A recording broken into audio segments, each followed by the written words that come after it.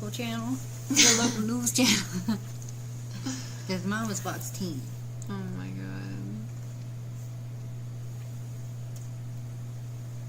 Sending data, streaming on 3 platforms. Are you ready? I'm ready. Are you ready to rumble?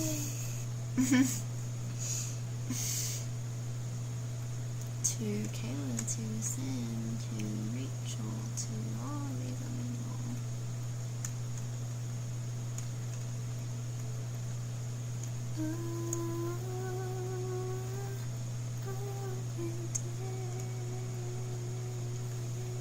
Hello, how's it going, guys? What's up?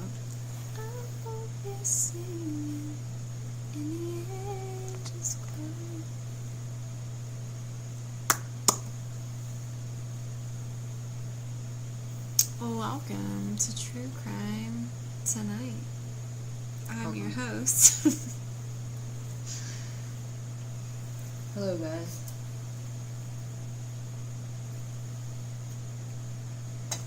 How are you guys doing?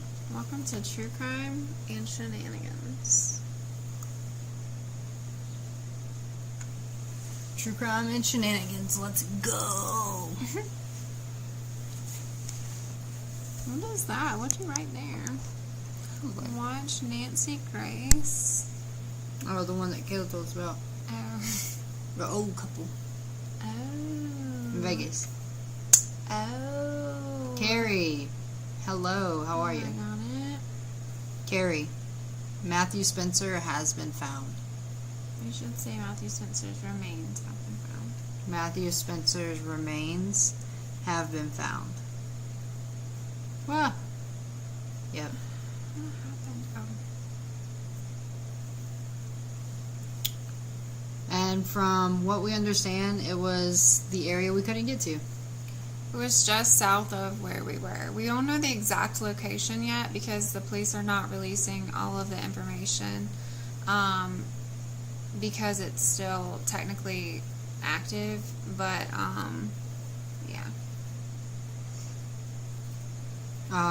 As of right now, they said it looks like there was no foul play. It looks to have been heat exhaustion. He was found in his car. Yeah, back behind the Boy Scout Road is what we're thinking. We don't have exact pinpoint on the map, though. Kylie, this is Matthew Spencer, the one that, I don't know if you remember, but we went to Arizona to go search for.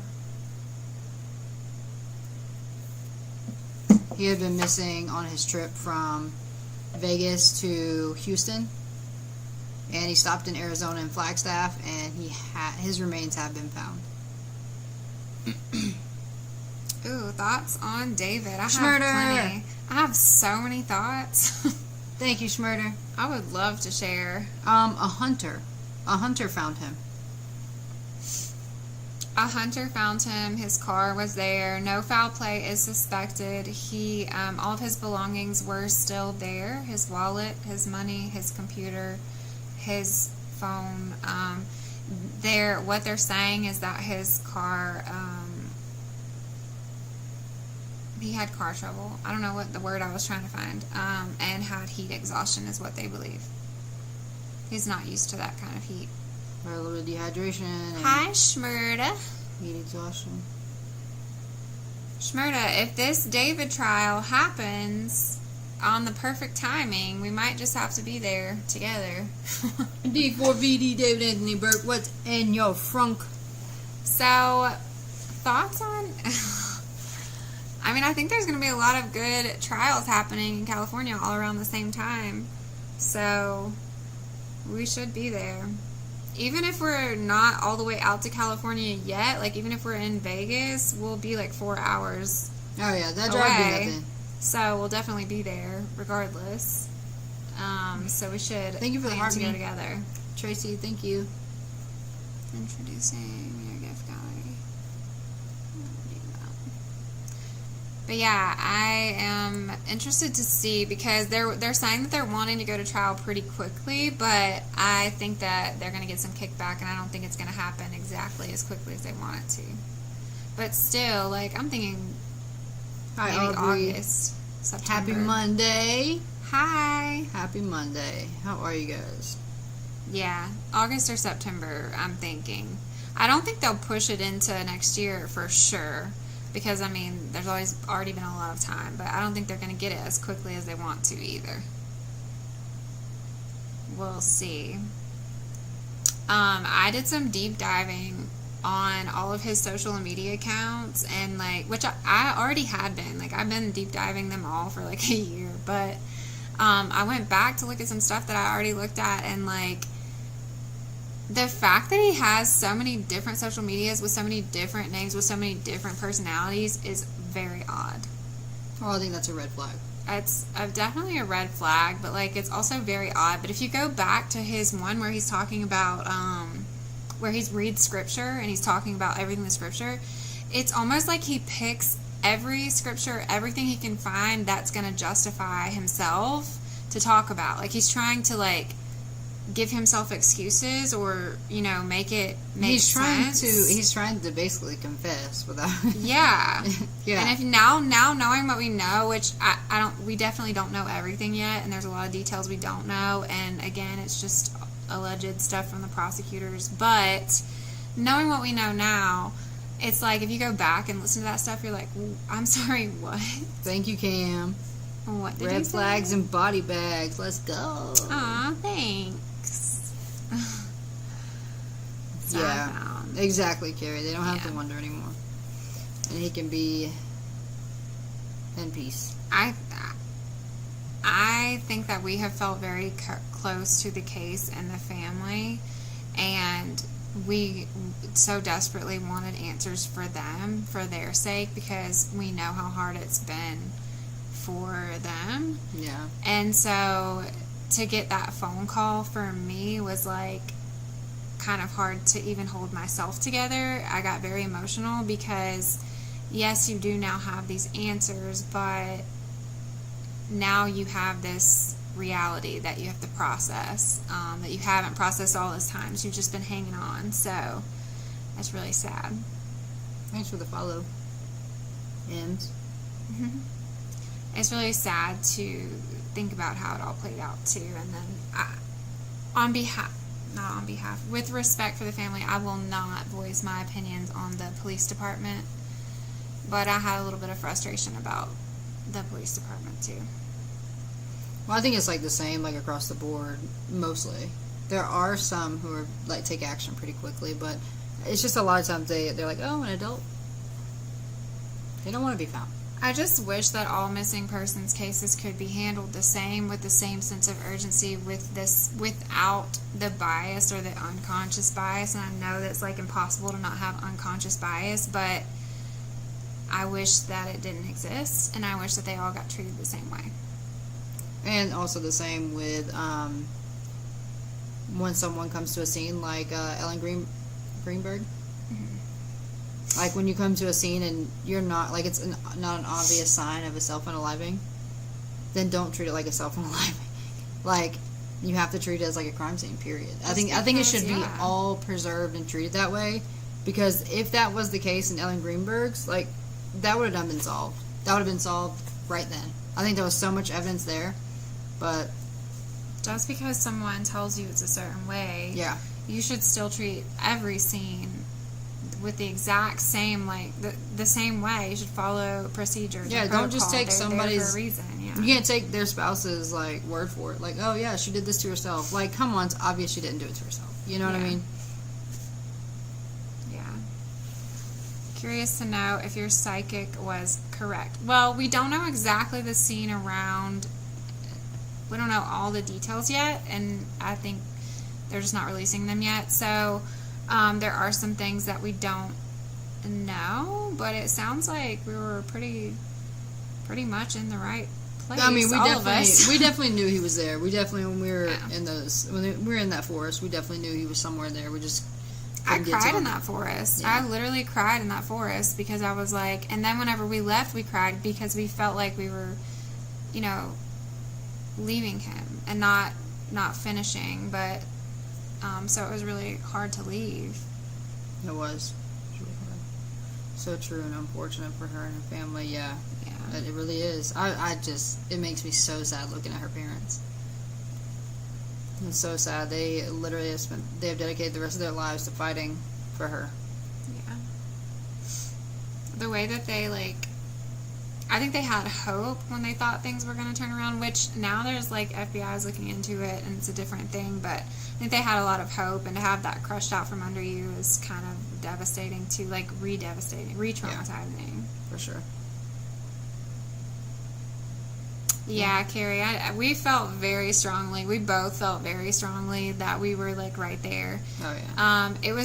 I think that's part of why we were so frustrated, because we knew, we're like, we literally just can't get there. Like, I promise you, I studied the map every morning and every night. I was like, there's got to be a road that connects to this road that's not so muddy, that's not so wet, that we can get to. There's got to be a way. We even tried walking it and yeah. We tried droning it and walking it. And some of the places, like, where we were trying to walk up to, like, we would have easily hiked it. Oh, for If we wasn't so scared of the forest, it wasn't even that. It was our feet were sinking. Like, our boots were literally sinking in the mud as we were trying to walk up there. So it was, like, impossible to take the car or to walk. But we knew he was there. We knew he was there. We were even willing to, like, drive all the way around. Like, we were willing to drive all the way around to the other side to get back there, and there was just no freaking connecting road. So frustrating.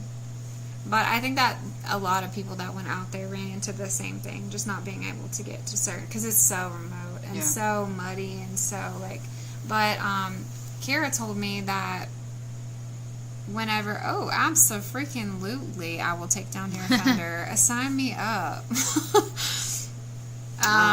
Yes, honest review, he was found. His remains were found.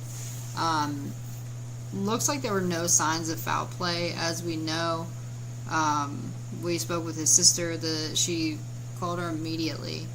As soon as she found out, she called and let us know that his remains were found in his car, around a little bit south of where we were.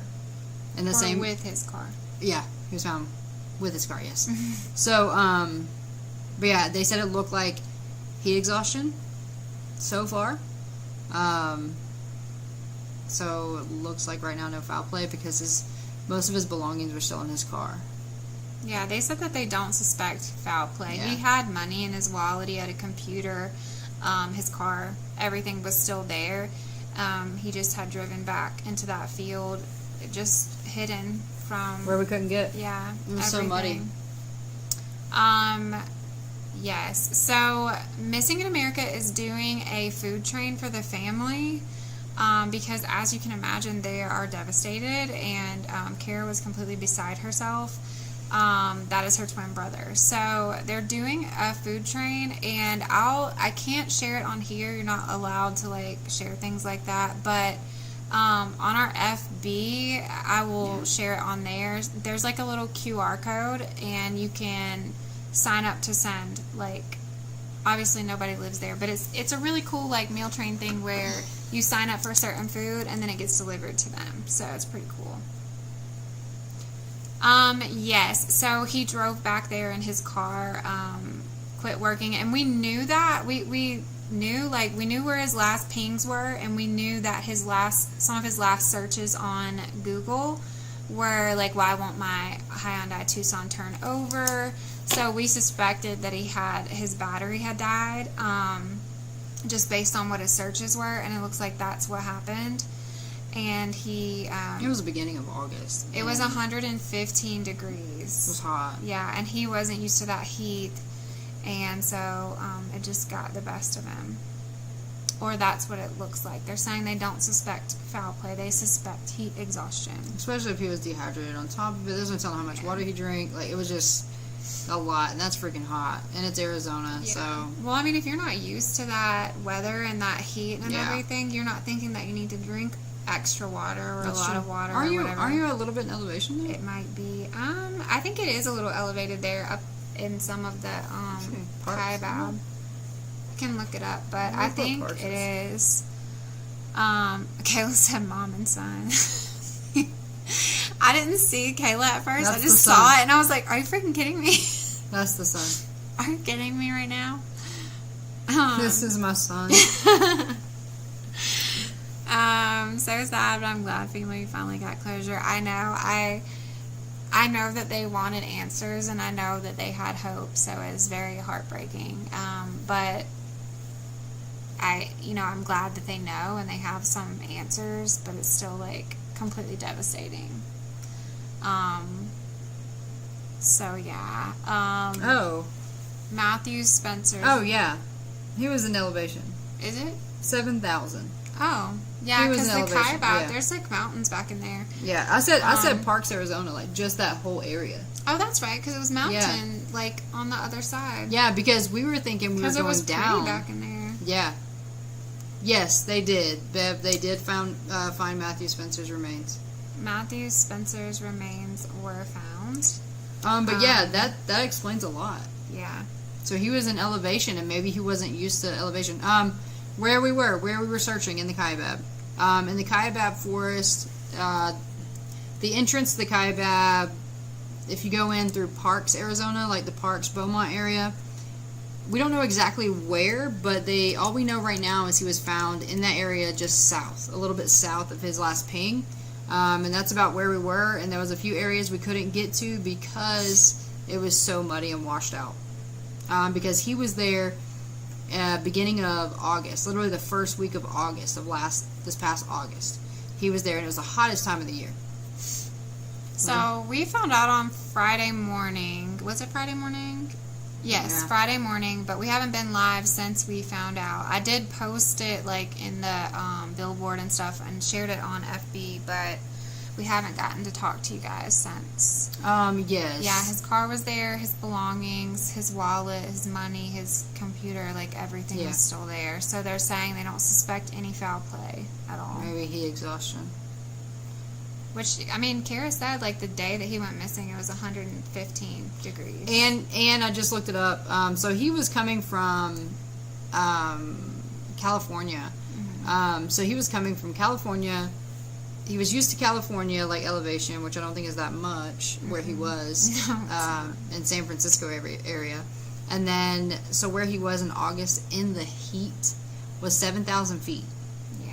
We're in Colorado. Where we live right now is 6,000 feet. So even people who come to visit here at 7,000 feet still feel it. Or 6,000 feet still feel the dehydration after a day. We heard that, Bev. Some of the people that we talked to while we were looking for Matthew told us that there was like really bad like rains and a lot of water around that time too.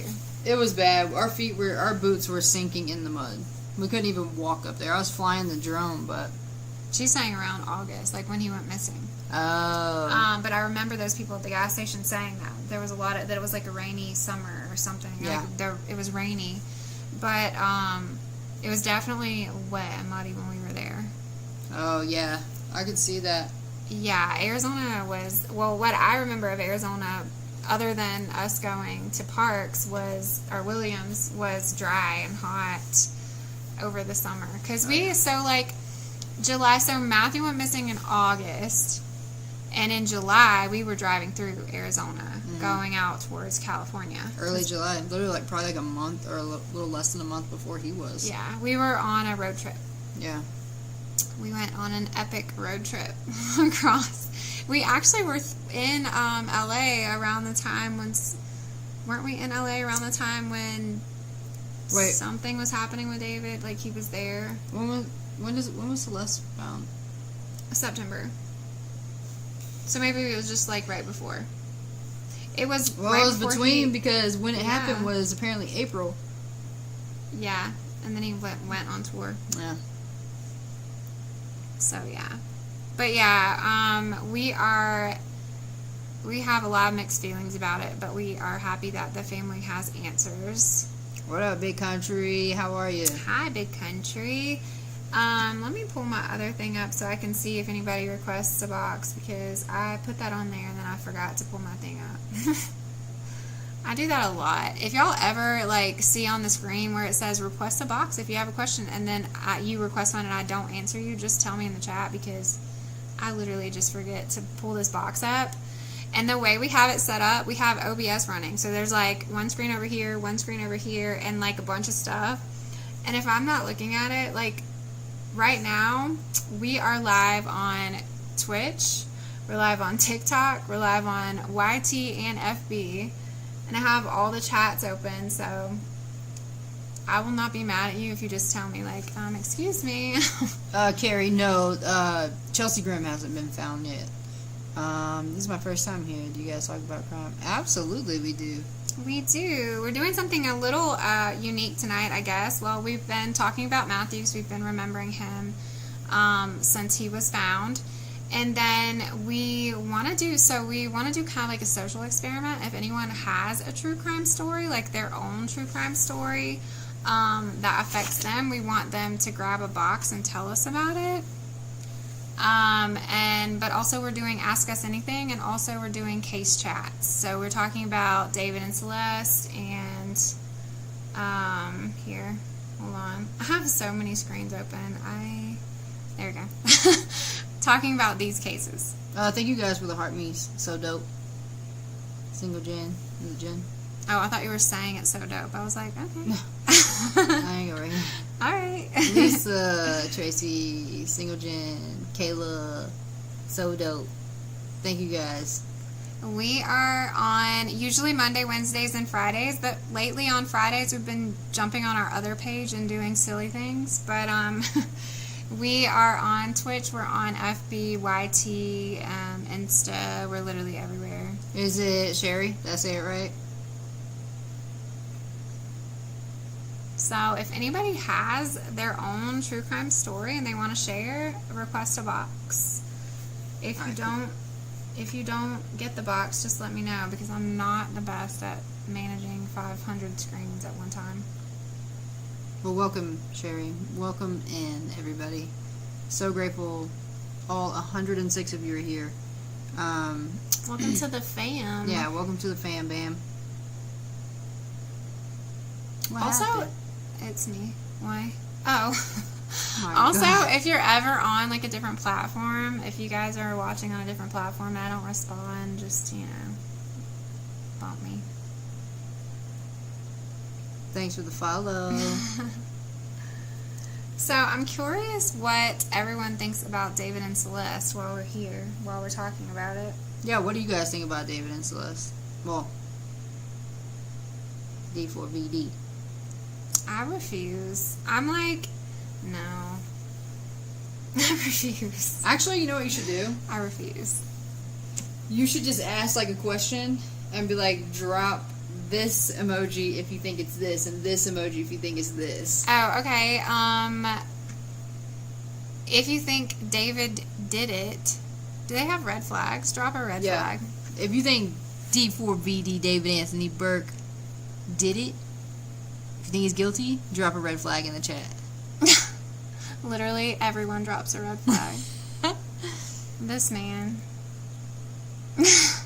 Aaron, what up? Abby, I was getting really frustrated in the beginning that they weren't arresting him. Now seeing what they have, I understand some of the reasons why they waited. Because they said in September of right after it happened. So they're saying she was killed in April 23rd. They're saying in September. So she was found the 9th. They're saying like the 13th through the 16th of September is when they found all of that stuff in his garage. So they knew. Like, they knew what had happened pretty much. They just needed to put all the pieces together with like digital evidence and stuff like that. So I can understand some of why they waited. I hope that it means that it's thorough and airtight. I really do. Because if he gets away with anything, I'm going to be seriously upset. Very upset about it. I will be very upset. I've been following this from the very beginning, and I don't think I ever didn't call him out. Like, from the beginning, I was like, he did last year when it came out, you did a lot of research on it. You did a lot of research on him, we looked into him and watched all his videos and looked at all his profiles and all that stuff. And then you actually made a video last year about the anime. About how in his anime music video or whatever it was, he chopped the girl up. He chopped the girl up. Like, then we're like, what? Like, he basically told on himself, like, in so many different ways. He also texted, so Celeste is not the only underage girl he was talking to. And one of the underage girls that he was talking to, he texted her and said, you better watch it or I'm going to slice you like a Tommy. Like they were, like, bantering back and forth, like, yeah, having a little argument, and he was like, I'm going to slice you like a Tommy. And I'm like, he's literally telling everyone, like, I don't know. He just wanted to say it out loud. I think that he's said before, though, like, he was homeschooled and his entire world revolved around this, like, alternate reality he had created online, like, in gaming, and then making music, and making music wasn't even, like, his first choice. And he's said in interviews before that he likes to, like, put everything out there at everyone's face and, like, have them guessing or, like, wondering what he's doing. So I feel like he was pretty much telling everyone the whole time. Mm-hmm. Like, he knew what he was going to do before he did it. You know, that's a good question. Because I wonder how many of his friends actually knew too, but I really feel something in me really thinks that, what's his name? Neo. I really feel like Neo knew. Whether he had anything to do with it, I don't know. I'm not saying that. I'm just saying I feel like he might have knew something. Maybe not all the people he associated with, because he did associate with a lot of people. I don't know if they all knew. Like, for instance, I don't know if you've seen the video where he's like, oh, sorry for the weird smell in my bathroom. Oh, blah, hey, blah, blah. Custody Queen Kristen. Welcome over to the TikTok family. But yeah, you know the video of him, like, saying, oh, sorry for the smell in my bathroom. And then when he says that, like, she made a video where it slowed Neo's face down. You know what I mean? She slowed Neo's face down and was like, he was like scared. Like, are you about to tell her what happened? Like, are you about to tell her why it smells weird? Like, does it smell weird? Yeah. But that, I'm not saying that he's guilty, but I'm just saying, like, I think that's odd. I think that he could have known something. I don't know. I think that if you're in his circle, right, and you're close to him, and you're, like, you guys are hanging out regularly, which they all were, and Celeste was around. Yeah. If all of a sudden she's not around and he's not talking about her, at the very least you're going to be like, hey, did you guys break up? Like, yeah, whatever. And sure, he might have said, yeah, we broke up. But there's no way that at least some people close to him in his circle didn't realize, like, she was just here yesterday. Like what? Well, also, they, you know, and we said this from the jump, too. Like, they have so much more information than that we know, that we have. Like, from what's his name? Steve Fisher? Yeah. From his video, you know, when he went and looked at the surveillance for the homeowner. Because the homeowner was like, wait a minute, yeah, what happened here? And then they hired Steve Fisher, the private investigator, to go check it. And they were like, so they this went. One, no, we're actually married. Nobody screenshot that. Yeah, I should have screenshotted that. So what was it? What was I saying? I don't know what I was saying. Oh, so they have surveillance of around that house. So everybody who was coming in, they could have seen anybody coming in that night because they have it narrowed down to the night. So they have it narrowed down to the night that it happened. So I don't know. They have to know who was in the house. They have to see surveillance, like who's coming in. I mean, so the thing that gets me is, like, they're saying all this stuff happened, like, into the night and into the next day. So, like, 23rd, 24th of April. Well, the 24th of April, so, like, a few hours after all this is happening, David has this party to celebrate his album release with all of his friends. And I know for a fact in one of those photos he has a bruise on his elbow because I saw it. So they didn't notice that he was, like, stinky and, like, weird that day, or, like, I don't know. I just I find it hard to believe that no one around him could have noticed. At the very least, like, they had to have noticed that he was dating a child, because I've never looked at an 11-year-old and been like, wow, she's 19, even if somebody told me she was 19. No. And we know she had multiple, like, fake IDs and stuff that he gave her, but, like, even then, you know. Off topic, but where did you get the R? This came from Kayla, who you'll see in the chat. She's our mod, and she's basically our family, and we adopted her. But she had her mom make this, and it's actually really cool. I don't know how well... Oh my god, I'm not very coordinated. I don't know how well you can see it, but it has, like, all of our little red flags stuff on there. And it's, like, textured. So it's, like, textured on there. And it's actually really cool. And she had it sent to us. And it was super sweet. Yeah. It just showed up at our doorstep one day. And that's our, like, it has a lot of our merch on there, too. Like, some of that stuff is, like, our logo. And we have merch with that stuff on it, too. So it's pretty cool. We love it. Kayla noticed that we collect R's, so everywhere we go, if we see an R, like, at a thrift store or whatever, we collect them. And so she had it made for us, and it's super cute. Very cute. Yeah, it was super sweet. Very, very sweet. So yeah, I don't know. I feel like there's a lot more that's going to come out, which is why I'm anticipating this trial so much, because I want to know what else they have to say. I feel like them saying that he had child materials on his phone could be some of Celeste, but I feel like it's not just Celeste. I feel like there's no way. So I'm curious to see what else they find. But then also at the same time, I feel like the internet's pretty much found everything. Yeah. Found everything before it even goes to trial. And he was taking pictures and, like, leaving evidence everywhere he was going. So he wasn't leaving a lot to the imagination. And I wonder, the pictures of him with the knife where he's, like, holding it out the window and all of that, and then he actually took pictures in Santa Barbara where they said he dumped her stuff. Oh, yeah. Which is also odd to me. He went out there to dump her, like, ID and her stuff, but he didn't dump her. Isn't that odd? Yeah, but I think that because he was planning on getting rid of her, like, there was going to be, like, a runaway, like, He needed time to, like... Well, yeah, because I think he was going to put her in that thing. Do you think he still has her finger? Yeah. I think he still has her finger. Probably. But yeah, he took pictures out there, like, with the knife. Like, he's holding the knife, like, taking pictures down the hill and stuff. I just find that really odd that he took that many pictures of it if it wasn't something that he used.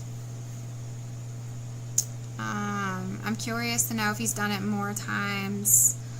I mean, yeah.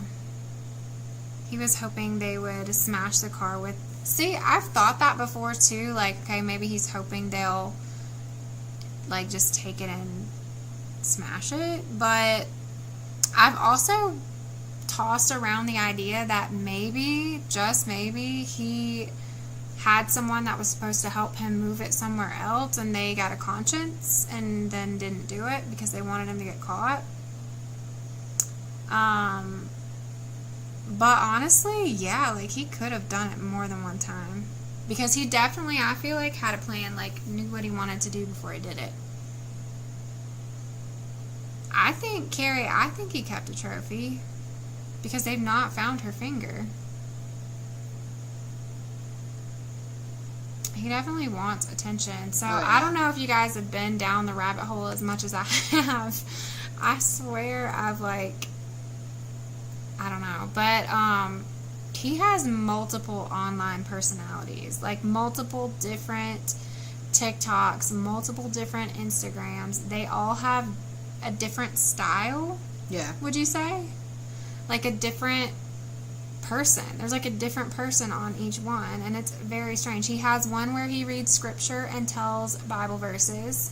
He has one where it's like his tour page. He has one where it's like, it's called David's Clips, and it's just like clips of his like music videos and stuff. He has one called Where the Huzz, which we found, and it's weird because it's just like, there's only like maybe 15, 20 videos on the whole account. Yeah.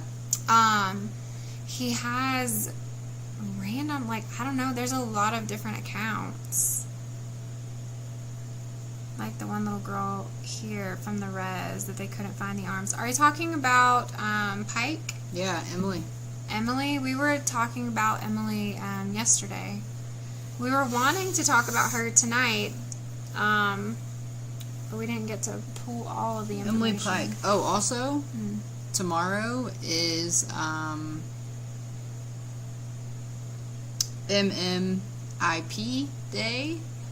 So that is Missing and Murdered Indigenous People.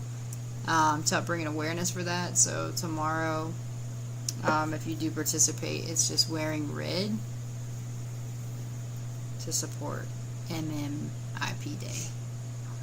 We, I think maybe next week we were talking about doing a podcast on Emily Pike. We just have to pick which day to slot it in. But yeah, we definitely want to cover that one as well because it's still unsolved. And what happened to her is so, like, such an injustice. Yeah. Such an injustice. But it's still unsolved, so. Off topic, but I'm going to have to be up late tomorrow to make some sourdough. Ooh. Sourdough sounds yummy. Sourdough sounds good. I like homemade sourdough. Oh, hey, Kara. We were Hello, talking Kara. about Matthew. Do you want to grab a box, Kara? We were just talking about Matthew to everybody. And I was going to text you, but I didn't know how you were feeling, and I didn't want to bother you. Did I do it? I think so. Hey y'all. Hello, Kara. How are you? I'm okay. I'm hanging in there. How's the family? We're heartbroken. Yeah, I mean, It wasn't what we thought was gonna happen. yeah. Is it better to have a little bit of peace? I guess. It's just, Get some it answers. hurts me to know that he was out there by himself. Yeah. Yeah. That's literally what we were thinking. She called me when she talked to you, and I was like, and that's what she said too. We were talking about how, like, definitely, like, being twins, you know, like how, I don't know, your heart just breaks. You know? So anybody that doesn't know, this is Kara that just jumped in the box. This is her brother, her twin brother, Matthew Spencer, on the screen that we were talking about earlier, that they had found his remains, and we had been out there searching for him, so we gotten really close with Kara and Aunt Wanda. Yeah. And so this is Kara that's in the box.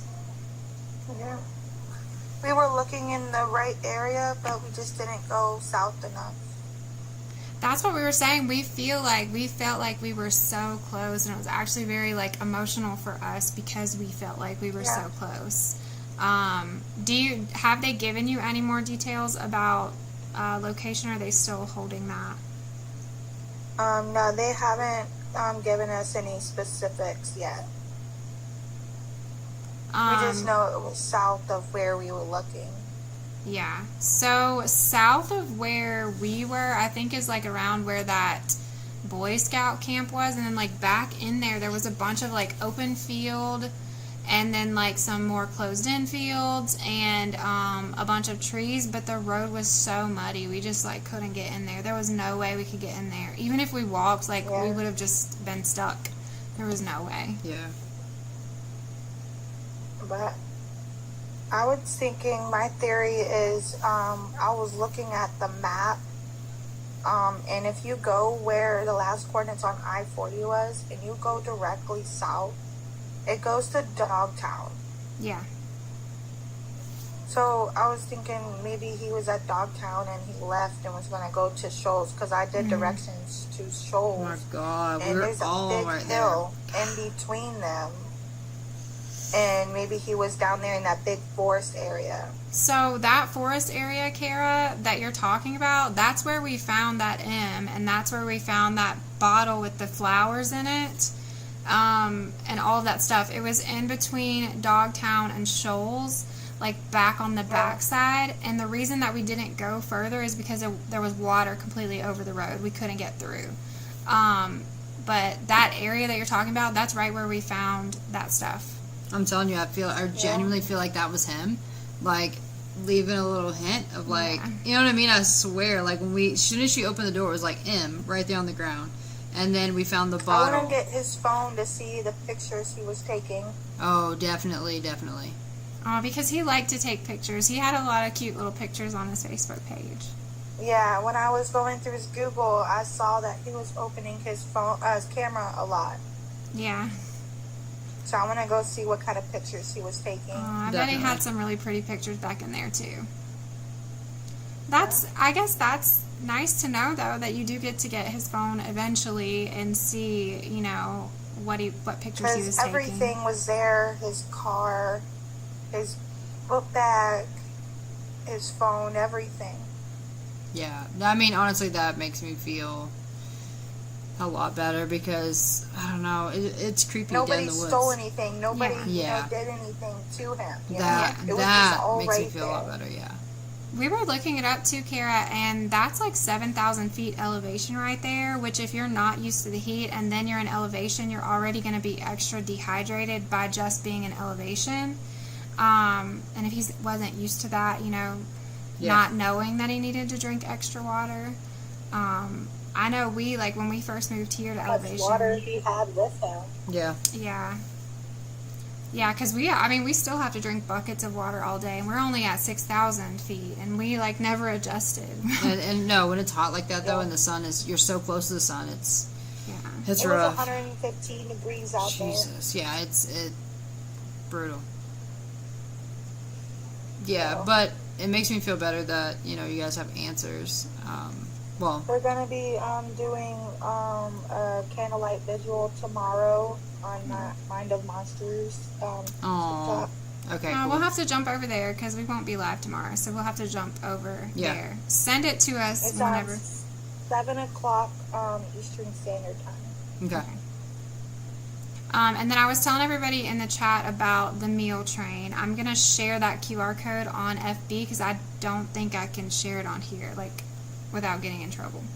But I will share it. It's on my FB too. I shared my link. Okay. And then if you go on my sister's, hers is shared on her FB too. Okay, cool. Yeah, we'll go grab that and share it on our pages as well. We're so happy that you guys have answers, but we're also completely heartbroken for you guys that are heartbroken that this is the answer that you get. Yeah. Yeah, Evan and Jazz are gonna be, once we get the location, they're gonna go out there and make a little cross for him, and I want to put some heart rocks out there. Yeah. Well, any of that we can help with. Yeah. Do what? I'm sorry. I'm saying look for Matthew in the heart rocks. Oh, I have a whole box of heart rocks over there. I should just leave them there. I have a whole box. I was gonna say any of that you need help with, getting it out there. We will be through the area in August, I know for sure. But we were already planning on going at some point during the summer. So if there's something that we need to deliver for you, we'll be happy to do that too. Yeah, we're gonna be getting him cremated, and my sister is gonna be going to California and gonna spread some of his ashes out there where he went fishing on the pier. Aww. And then they're gonna be bringing him back to Virginia. I love that. Yeah, I think that Matthew should have my heart rocks. I have an entire box. Yeah. I have a whole box of collected rocks the one that in the shape of a heart. Yeah, so maybe they were collected for Matthew. It's possible. Look, I already named my drone Matthew. It did. You guys, Matthew was our first. Other missing people. Yeah, in Matthew's honor, because Matthew was our first actual on-the-ground missing person search. And I'm not joking, like, we knew he was there. We literally felt it. We were, like, driving down the road, and the whole time, there's no music playing. We're literally both like, Matthew, where are you? Matthew, where are you at? Yeah. Like, where are you at? He was there. He was just hiding very good. You know, we felt it. We were like, he's here. He's here. We're so close. And it was so frustrating. Like, when we couldn't get back in those roads, you know what I mean, in those trails, it was just so frustrating. His energy was very strong. With, Evan and James. He's a search and rescue. And they're going to be discussing Matthew's case and the search and what clues they possibly missed. Definitely. And I can invite you when we do that, too. Yeah. For sure. If you guys are out there. Yeah. I mean, you know, it was sad. You know, like, it was like we had to go put eyes on there. And I just hate that, like, that wasn't done way sooner and not by just us people. Like, by people who actually had the equipment. You know what I'm saying? Like, I don't know. I feel like it should have been done sooner, like, by local law enforcement. I was trying to see if Wanda wanted to come in. I just sent her. Oh yeah, we would love to talk to Aunt Wanda too. We you guys, we bought our drone for Matthew. We bought the underwater camera for Matthew. All of our gear that we bought for search and rescue was for Matthew. So now that will be used to find other missing people in Matthew's honor. Yep. And our drone is actually literally named Matthew. Yeah. I love that. How are you guys been? Good. Busy. Very busy. Very busy. I've been looking for you guys to go live so I can come and join you guys. Yeah, we haven't been live since Wednesday of last week. I was sick. I've been having some kind of like allergic reaction to the world, I guess. I don't really know. And I still am. Like, I have hives all over my face. I don't know if you guys can see them, and they're all over my neck. But some allergy or something. It's something weird. So we just didn't even go live Friday. I was just not able to. Oh, no, I'm sorry. But no, that's okay. So we've been kind of MIA, but we're happy to be back tonight. And we definitely wanted to mention Matthew. Hey, Aunt Wanda. You can grab a box, too, if you want to grab a box. I'll try not to miss you. I'm not very good at doing this on multiple screens. Aunt Wanda is the one who jumped in our live first and told us about Matthew in August. Yep. And that's okay, Aunt Wanda. You absolutely do not have to grab a box. I just wanted you to know it was there. Yeah, she's been heartbroken, guys. Yeah, no, I can only imagine for either of you. I mean... She came by on Thursday when my sister told us. That's so sad. We've been heartbroken for you guys. I know, like... I think that everybody always just holds out this hope that, like, you know, it's just going to be, like, I don't know, something else. But I knew Matthew would never just stop talking to us. Yeah. Right. Yeah. I mean, you guys knew from the jump that it had nothing to do with anything like that. You knew something was not right for him not to reach out. He literally talked to you guys every day. And I wish the police would listen to the family when they tell you something's wrong. Exactly. That's what I was saying. Like, out of respect for you guys, I wasn't completely voicing my opinion, but I feel like you guys knew something was wrong. You reached out immediately. You said something's wrong, and this is not normal behavior. And I just feel like it got kicked from one police department to another. They saw him come in. They never saw him leave. That should tell you that he came in and he didn't leave. He's somewhere. And I just feel like the response, that's what I was saying earlier before you guys hopped in, is like, I wish that every case got treated with the exact same urgency and respect and, like, protocols were always used the same way, and like, I don't know, I feel that frustrates me a little bit, especially for you guys, knowing that you knew something wasn't right. Yeah. And feeling like you're not heard and you have to take to social media.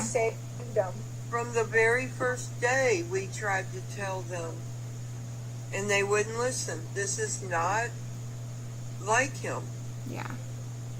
I cried to the detective telling him, like, this is not Matthew. He would never just go off, like, and not talk to us. Yeah. Like, he wouldn't say, how was your dinner and how was your night, and then just vanish. No, and you guys told us that, too, like, in the beginning. That was one of the first things you told us was, like, this is not characteristic of him. So that part for me is so frustrating for you guys, knowing that you were far away and you reached out to the people that were there, the authorities that are, gonna work this, and asked for help, and then had to be made to feel like you have to reach out to social media to find ways to get attention to it because nothing's happening. That's frustrating. Yeah. Yeah. And when we finally were able to get into his Google, it was over a month after, and they still didn't want to ping his phone. So we were looking in the wrong spot. Mm-hmm. Why are we we looking in New echoing? Mexico. Because that's where he told us he was at.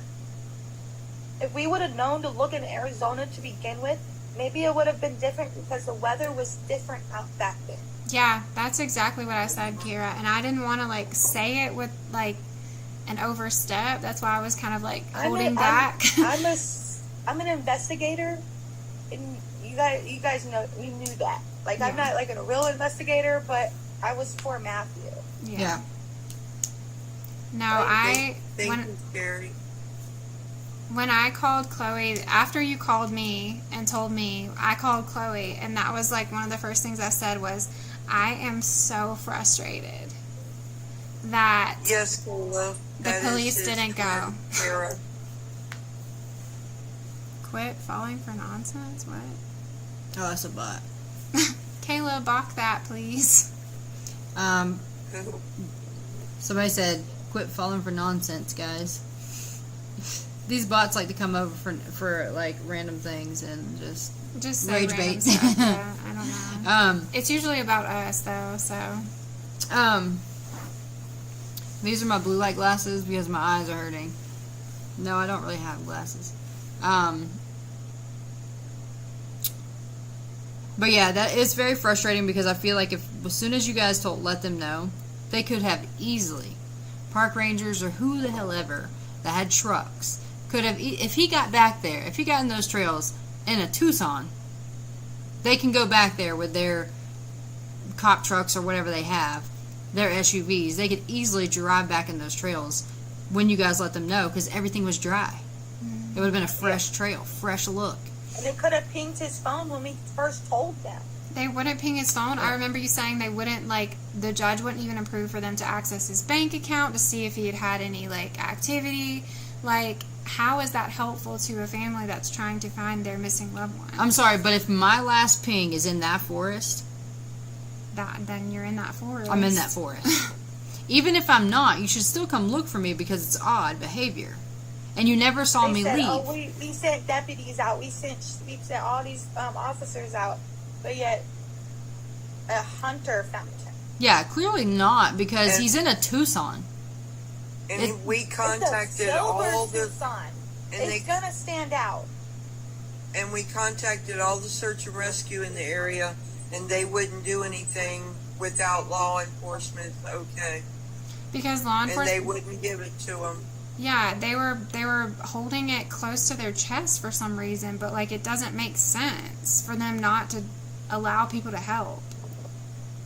There is a petition out to get law enforcement retrained on these missing people because they don't know how to handle it. I agree. They know how to handle children and maybe old people, but not the in-betweeners. I agree, and I do think that there are good law enforcement that do, genuinely want to help and do all the right things, but a lot of times, and this is what I was saying in the very beginning, Matthew was not from there. And so whether it's conscious or subconscious bias, it is a bias that exists in your brain somewhere of like, this person's not from here, it's not that big of a deal, like I'm going to focus on these things and people that are here. Like, that might be some sort of subconscious bias that they're having, but it's not right. It shouldn't be happening that way. It shouldn't be happening at all. All missing people matter. Doesn't matter if they're over 18. Doesn't matter if they're a man. Doesn't matter anything. Doesn't matter if they committed a crime in the past. Yeah. They're still a person.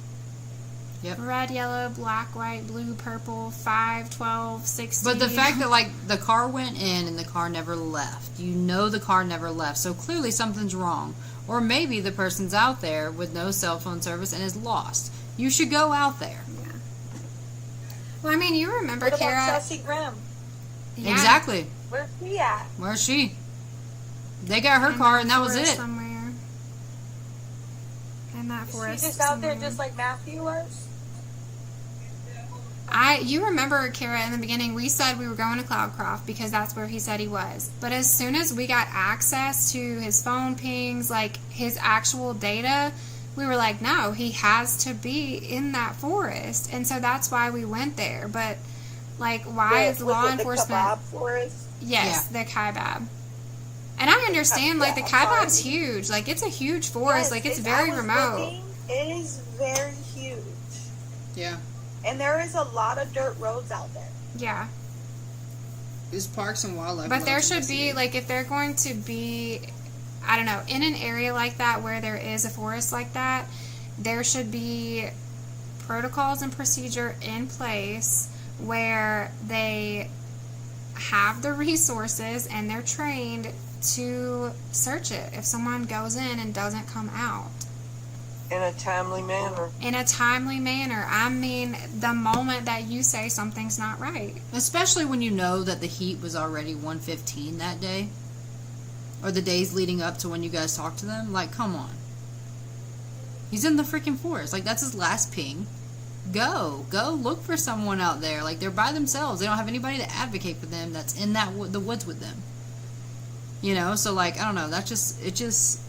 I don't know if you guys remember this, but or how much you know about the Chelsea Graham case, but there was an officer, I can't remember her name, it was a female officer from Coconino County Sheriff's Department who saw Chelsea in the Kaibab looking like obviously her car was broken down, she didn't have help, asked her, "Are you okay?" Chelsea, Ranger.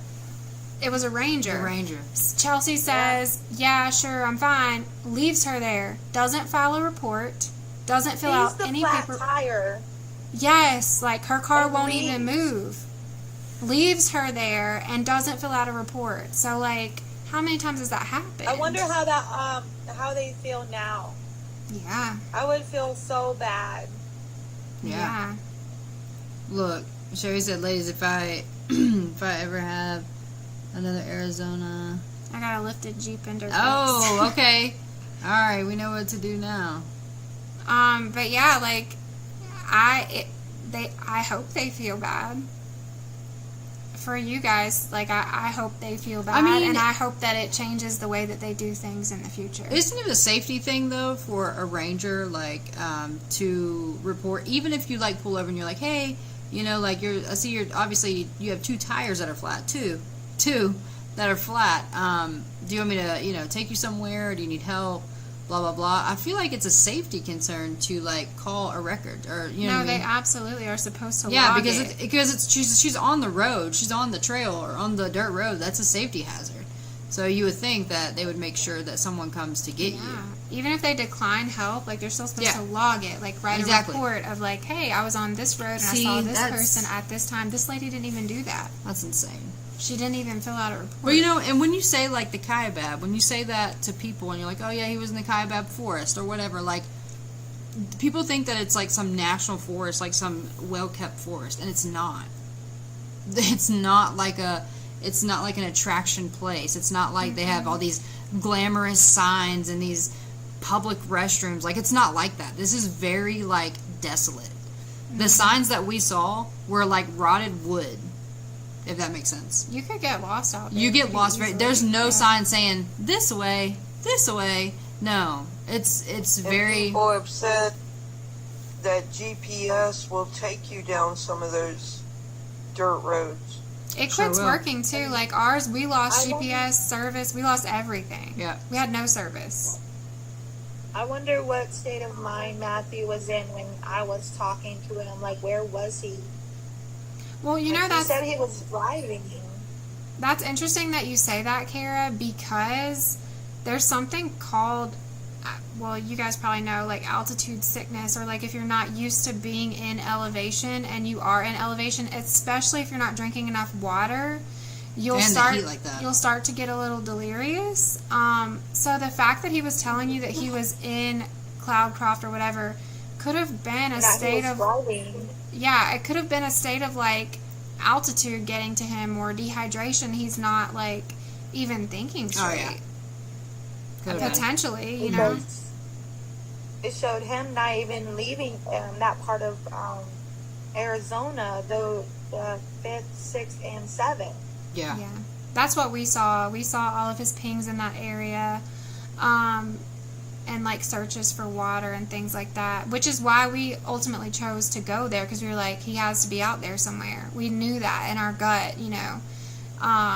We also searched, where am I, and what time is it in Houston? Like he was lost. He was lost and not sure why his And car wasn't confused. cranking. Yeah. Oh, you can feel it in that forest. When we were driving around, the GPS kept coming on and off, and we're like, well, I think it's this way, but like it's the whole time. We need to call the phone companies and get more towers out in that forest. Oh, for sure. Yeah, For because sure. we definitely didn't have any service out there, and we were like, okay, luckily I have a photographic memory, but we were like, as I was still nervous, like, okay, we're gonna Yeah. get lost in here somewhere, get stuck. Like, it was pretty scary. So did you see the dash cam that we did, like driving down South Garland Prairie? I did. Yeah, there's no signs of like welcome to blah blah blah. There's no like direction. Like I think there was like an A lot old of sign. stuff needs to be learned from Matthew's case. Oh yeah, absolutely. Needs to be a learning experience for everybody. Law We enforcement. need to get back on Nancy everything. Grace. We need Nancy Grace to get this story out there too. Like, we need to get people to understand that this doesn't need to happen to anybody else. Absolutely. Right. Yeah. Matthew would be all over that. Yeah. that's what I was about to say. I feel like Matthew, if he could tell us what he wanted now, he would say, like, fix it for everybody else. Yeah. For sure. He was a everybody else before me kind of person. I feel that for sure. Hmm. I have so many people that were his friends that are reaching out to me and telling me all kinds of stories and how great like one person he worked with in Oregon said that Matthew took her in and was basically like he had a heart of gold. Sherry, the videos we're talking about on the Matthew search are on YT. We were actually going to go live while we were there so Kara could be with us, and we didn't have any service and it wouldn't work, so we just recorded literally everything and put it on there so she could see. So there's dash cam video, like driving through the Kaibab, the part we were in. South Garland Prairie Road is where his last ping was, around that area. All through there, we have it all in dash cam. We recorded it all. Also, we have the drone footage on there too, like kind of through the forest. And the videos of y'all getting stuck in the mud. Yeah, it was so man. muddy, and that's why, like, I want to know where they found him, because I feel pretty certain that I, Yeah. like, know where it is, but Mm-hmm. I want to know how, which I guess if they got back in there, it must be drier now, but I'm like, I want to know how Oh, they got back definitely. in there, because I promise you, I studied the map every morning and every night. Like, there has to be a connecting road. There has to be a way to get around, because I felt so Every strongly. I felt so Every strongly about that area back there, and we just couldn't get to it. Not And- every day we were there, but every day. Yes. Every day we were there, and every day following. Every day since we've gotten home. We've looked on Facebook Market. We looked on Facebook Market in that area just to make sure that his car wasn't being sold on there. Like, we went to the junkyards, we went to everything because we're like, okay, let's look at it from another perspective. If we can't see them in plain sight, like, let's look at it from another perspective. Is that a junkyard? Are we going to find it somewhere? You know, like, is the car somewhere? I've studied that map. Very, very, very desolate place because of his. Everything was still in his car. Everything was still in his backpack. Yep. So I'll tell you, like, the area where I think it is, I can tell you about that because we couldn't get down in there, but we could see it, like, from where we were. And actually where we stopped to turn around, we got stuck, like, trying to, like, I was like, oh my God, this is it. And then somehow we, like, managed to get the car out, but right where we turned around at, we could see back in there, and it's like, there is a Boy Scout camp, like, over back in there, but it's separated by a lot of woods. So, like, the other side of it, it's just woods with, like, a few open fields here and there and everywhere, but they're, like, pocketed in the woods. So, like, you would have to go down this dirt, muddy road, get back in behind the woods, and then you might see an opening. And then it might be a bunch more woods after that, and there's no opening. But it's just like area, random one-lane trails. Yes, and that area down in there, like where I'm talking about, where I wanted to go so badly, there was a lot of like pooled water and mud, like to even get down in there. So you could have probably then, like if it was a little drier, you could have driven back down in there, especially like if it were nighttime or like in the evening and you were going to go camp back there, because there were a lot of like dispersed camping places back there. Oh yeah. And it's a public access road, so it runs through the middle of nowhere, but it's like a public access road. There are some houses in front of it, like when you're trying to get back in there, but once you get past the houses, there's nothing but like you can see power poles, maybe. But if you get the exact location though, we would love to know. Yeah, because I feel like it has to be that one spot where it's like Shoals Lake, and it's like Dogtown's over here. I don't know if you can see my hands. Like Dogtown's over here, Shoals Lake is over here, and it's like back here. Like we were all through there. Yeah. Hey Dana, I sent you a video of Matthew in a picture. Okay. Let's see. Did you send it like text message? Yeah. Okay.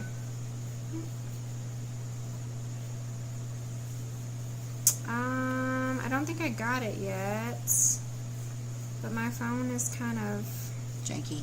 Weird. No, it's probably the service. I don't have the best service. Maybe, can you email it? Yeah. Because if you can send it to our email, I can probably pull it up. My phone's just... Oh, wait. I think I got it. Oh my God. I got it. I'm going to see if I can send it to our email so I can show everyone. Look. That literally looks like the spot where we were, where we found the flowers and stuff. It literally looks like the same spot. Hold, please. Oh, someone's in the chat saying hi, Kara. Hi. Yes, Carrie, we did feel like it just felt super heavy in that forest. I don't really know how to explain it, but kind of like, I guess that feeling of you're being surrounded by like nothingness. I wouldn't want to be stuck out there like at night for sure. Very heavy for sure. I mean, if I was a camping type of person, I probably wouldn't mind it, but I'm not so much of a camper. You know? Alright, let's see if I can get this to myself. But you know, it's interesting because I asked the town. I went into the town of Williams, Arizona.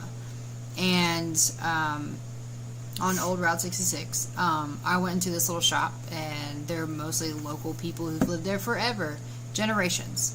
And I went into the shop. We went to the shop, and I was like, and it was a rock shop. It was like a little rock store, Native American. And I was like, what was the weather like in August, the beginning of August? And you know, she let me know. She's like, it's really hot.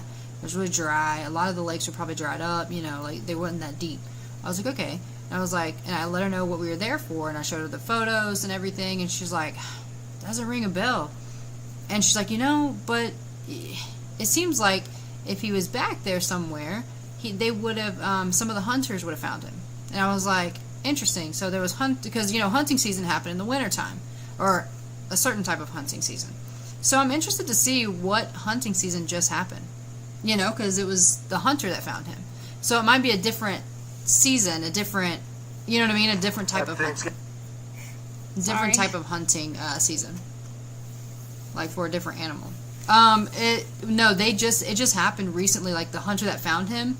Yes, he did go missing there in August, the beginning of August. But I'm curious what the hunting season is now, like in the Kaibab or in Parks, Arizona, because a hunter recently found him, and he's not been missing for a year yet. So it's actually been about a month, right, Kara, since they found his remains. They just needed to identify them. Yeah. Okay, so it's been a month. Confirm. So March-ish. Yeah. I'm going to play this video of Matthew, but I did get these pictures in. This is the one I was talking about, Kara, the one with the headband. That area, like where he's at with the trees and stuff, looks like where we found the flowers and stuff in the forest.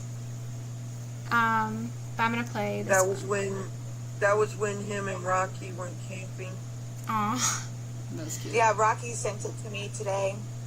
She said it's been a hard few days, and it took her a while to go through her photos. Oh. I literally would have loved to meet Matthew so much. I know. Okay, let's see if I can make this a little bigger. Hi, DJ Dig Dig. Happy Thanksgiving, everyone. I love you guys. I miss you so much. I hope your night is going good. And kisses, hugs, and goodbye.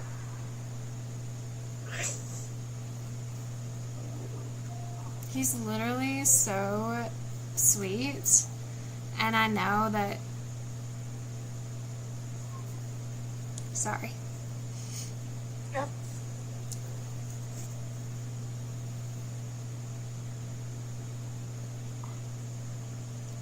I know that he's just like you guys. I know hearing his break is hard. I mean, it's definitely heartbreaking. I mean, it's been heartbreaking from the jump, like thinking about how you guys, are having to deal with it from the beginning, not having answers. And it's absolutely devastating. This is not the outcome we wanted. Obviously, this is not the outcome. It's not ideal. However, I'm very grateful that you guys have some sort of peace knowing the facts. And having, him having peace. You guys having peace. Yeah. That was a big, hard part of all this journey. Yeah. Was the unknown, the not knowing what happened. Yeah. That would be, So that's lifted, yeah. Absolutely. And We don't like, even know what happened. yeah. That was the worst part. That's like the worst part for us, like going out there and we're like, we don't have any answers. Like, we don't have answers. And we wanted know that he's here. so bad for you guys, like so bad. Like, we know he's here, but we don't have answers. It was so sad too, because we didn't want to leave him. Because when we were leaving, we're like, we have no other choice because we can't get anywhere. And we've literally searched high and low, literally. And I'm like, I don't understand. Like, it was so hard. We both cried because we genuinely felt like we were just leaving him.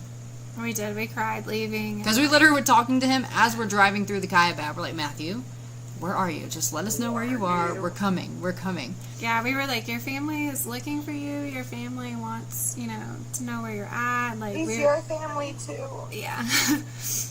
But we were He is. talking to Brother. him. Yeah. He is.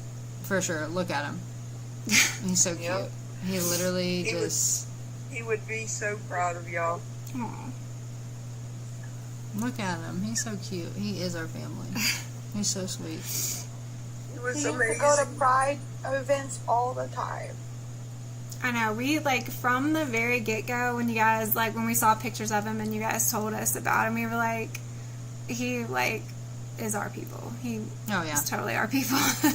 Absolutely. We would have had a lot of fun together, which I think that helped a lot when we went out there to look for him, because we could think, I feel like Matthew would have went this way, or like he would have done this because we knew so much about him, but we also just felt so like kindred, I guess. We definitely felt connected to him. Yeah. Like, for sure.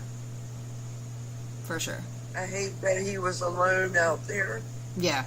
I know that part for me, I think, was hardest to process Friday, and it came out as like frustration because I was like, the police were told that something wasn't right. They saw him go in and not leave, and I was just like so frustrated.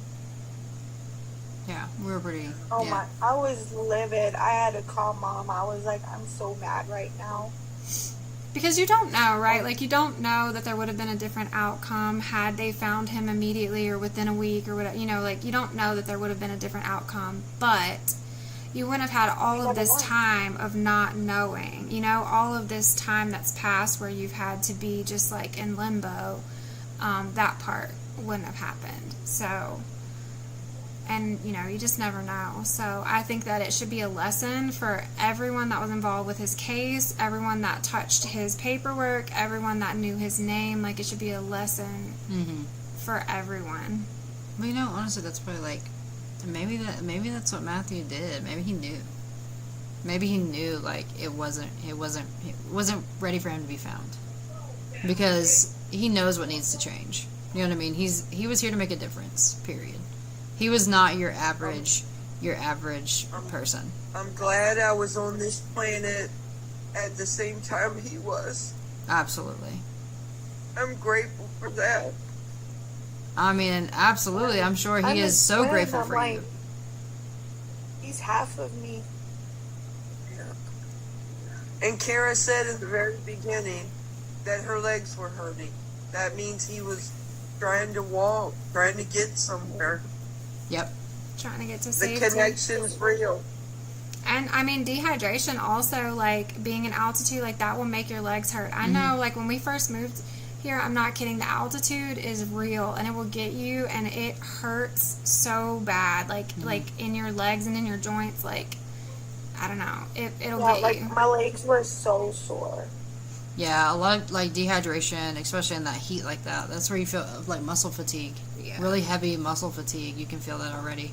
And your, I felt what he was feeling. yeah. The I believe it. 48 hours should apply to everybody. Absolutely. Yes. Absolutely. It may have made a difference if they did something or let the search and rescue or... I mean, what is the big deal about letting search and rescue do their job? Exactly. Why did they deny it? Yeah, they're trained That's to their work with job. law enforcement. They're trained to work with law enforcement and appropriately handle, like, scenes if they come upon them. Like, search and rescue is trained for that. That's why you have to get certifications to do it. So, why not? Because we had a bunch that we called. I mean, me, Carol, Randy, we all did in the very beginning that first week. And they were willing to do it. They just said get law enforcement to give us the okay. And they didn't. I don't understand. And that makes me angry. And it should. I mean, I'm angry for you guys. Like, you can ask Chloe. Like, that's the first thing I said Friday. Is it not? I was like, I'm so mad. I'm so mad. But even, like, I go back and look at those first searches, like around the keyhole sink area. If all of those efforts had been able to be moved south, like, sooner, who knows what could have happened, you know? Because there was a lot of, I don't know, I just feel like it should have been handled by law enforcement a completely different way. And I really hope Right. that that's learned. Evan was doing it all on his own out of the kindness of his heart. And Evan did No a money, lot no of nothing. work. And Yes. he did all that every weekend. I mean, Hours and hours. he did a lot of work. A lot of She's mapping, a lot of digital work. Like, he did a lot of work. She said, I mean, I just take my dog for a walk. Exactly. And you know what? We did get our certifications. However, we still were like, we're going out there and we're going to drive through the forest. If we so happen to see something, guess what? We so happen to see something. But, like, I'm not... He's like family. He is family. I'm not waiting. I'm not waiting for a go-ahead. I'm going. If I have the means to do so, or a way or time to do it, I'm going. And we knew that, Carrie, you weren't able to get there, and the least we could do was go be there on your behalf. Like, yeah. We wanted to go. Like, we wanted answers for you guys so badly. But what I don't understand is how law enforcement that is there doesn't have that same, like, urgency. They're more worried about the crimes that are going on in their area. Yeah. From the very beginning I said that, like, he's not from there, he was just passing through, and they're just, kind of like pushing it to the back of their stack of paperwork or whatever it might be, and that can't happen. That shouldn't happen. That can't continue to happen, because it's not right and it's not fair. And If you're assigned a case, you should work the case. yeah, we had a lot of, well, maybe he wanted to go missing. Yeah, I I even don't like hung that. up on one. I even hung up on one lady because she said that. I said "F you," and I hung her up on it. I don't said like he that. would not do that. I don't like that. That's so rude and disrespectful. I don't care. Like, because first off, you don't know his mentality. You don't know that he actually genuinely talked to you every single day. Like, and he wouldn't go. Every day. You know what I'm saying? Like, when people say that, like, they don't. I don't know. I But don't also, understand. if you work in a profession like that, you don't have the luxury of having your own opinion about things like that. Bias is supposed to be out the door, not existing. Like, So we need to push legislation to change that. Absolutely. And I know that there's some subconscious bias, like depending on where you grew up at or like what you've been around, you have this subconscious stuff in your brain. But at the very least, you should be fighting against that, to do what's right for everyone and not thinking about what you think or what your opinion is. Like, it doesn't matter. And here's my take on it too. Let's say it was a case that, yeah, he just wanted to disappear. He didn't want anybody to talk to him anymore. Okay. Right. But still, you can still go search your woods to clear the area. To give the family some peace of mind, go clear the damn area. Just go clear it. Right. What's What it if it was hurting? their brother? They would have been out there searching. Exactly. Carrie, this is not legal advice, and you did not hear this from me, even though it's being live streamed on multiple platforms. But if you go on a hike, Carrie, if you go on a hike in an area, and you just go on a group hike, and there's just a few people going on a hike, and you just happen to stumble upon something, you are totally legal and you didn't do anything wrong. As long as you report it. As long as you report everything As long and as don't you touch don't the touch scene. anything and you report it, you absolutely As will soon take as you your... see it, see So- something, say something. So you we didn't all- do anything wrong if you are Yeah. out there and you are hiking. So we were driving through the Kaibab, and we already had a plan, like, if we come across a car or something like that, like, you don't touch it, you don't, you can look at it from a distance, observe it, but do not touch anything and don't disrupt anything around it. Which like is the what sand you or learn blah, when blah, you're blah. getting your certifications anyways. Yeah. That's what you learn. So you just don't want to disrupt anything. You're just like, you spot it, and you're like, oh, I see something, let me call it in. All of our certifications, too, by the way, Kara, like our FEMA certifications, our search and rescue, we got all of that for Matthew. Yep. That was literally all for him. Rachel, Evan is Evan Short, and he has some videos and stuff too. He's with Missing in America, and he Yeah. did a lot of work on Matthew's case. He was very helpful to us when we Oh, were going to man. go. He was so he- helpful. Make sure you say network at the end of that, because there is somebody else posing Oh. as Missing in America. So you Oh. have to say Missing in America Network. The only official Missing in America network Yep. is who Evan works Yes. with. Yep. And He's phenomenal. He spent like 2 hours on the phone with me, helping, like answering all of my questions, because I had a lot of questions and ideas, just to help us kind of get an idea where we wanted to go, and was phenomenal. So, we were grateful for him for Yeah. sure. He helped us a lot, like, on where to go, like, location-wise. Wait a minute. I saw something, Ivan. the guy Kurt from Woodland. Ivan, can you send me a direct message or like something with that information? Our email is at the top of our page too, and I will respond. I respond to all of them because my very favorite thing to do every morning with a cup of coffee is expose a predator. Carrie, yeah, I don't know why. I don't understand. I don't know why. Well, I mean, if you have like a large organized search, you do have to cooperate with law enforcement. You do have to. I mean, they have don't want permission. anybody. They don't want anybody trespassing, or they feel like they can't trust. Which, understandably so. If there's a large group, they can't really trust that someone's not gonna like add a footprint to something, or you know what I mean. Sometimes law enforcement won't give you the go ahead if it's an active investigation because they don't want anything to get tampered with. Yeah. However, in this case, they weren't. There was no investigation. investigating. They weren't doing anything, so it doesn't make sense. They said there was no crime committed. So it doesn't, yeah, exactly. So it doesn't make sense why they were prohibiting it from happening. I just don't. I mean, after driving that forest, I don't like. And this is someone we live. I don't know how long did it take us to get there. From here to there, like 9 hours. So like 9 or 10 hours. Probably 10 hours. So why couldn't someone who lives there, probably with a truck that could get up in those woods, like someone like law enforcement or in the whatever, why couldn't they just drive up in those trails close to his last ping?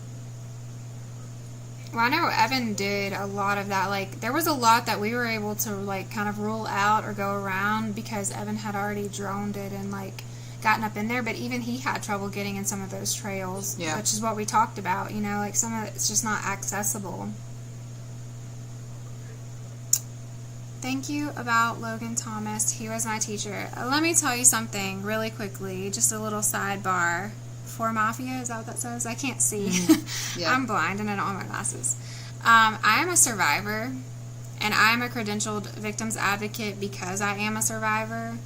And the reason that I put perpetrators on the internet is not for personal gain. Those videos are short, so they're not monetized, and that's on purpose. I'm not trying to make money off of that.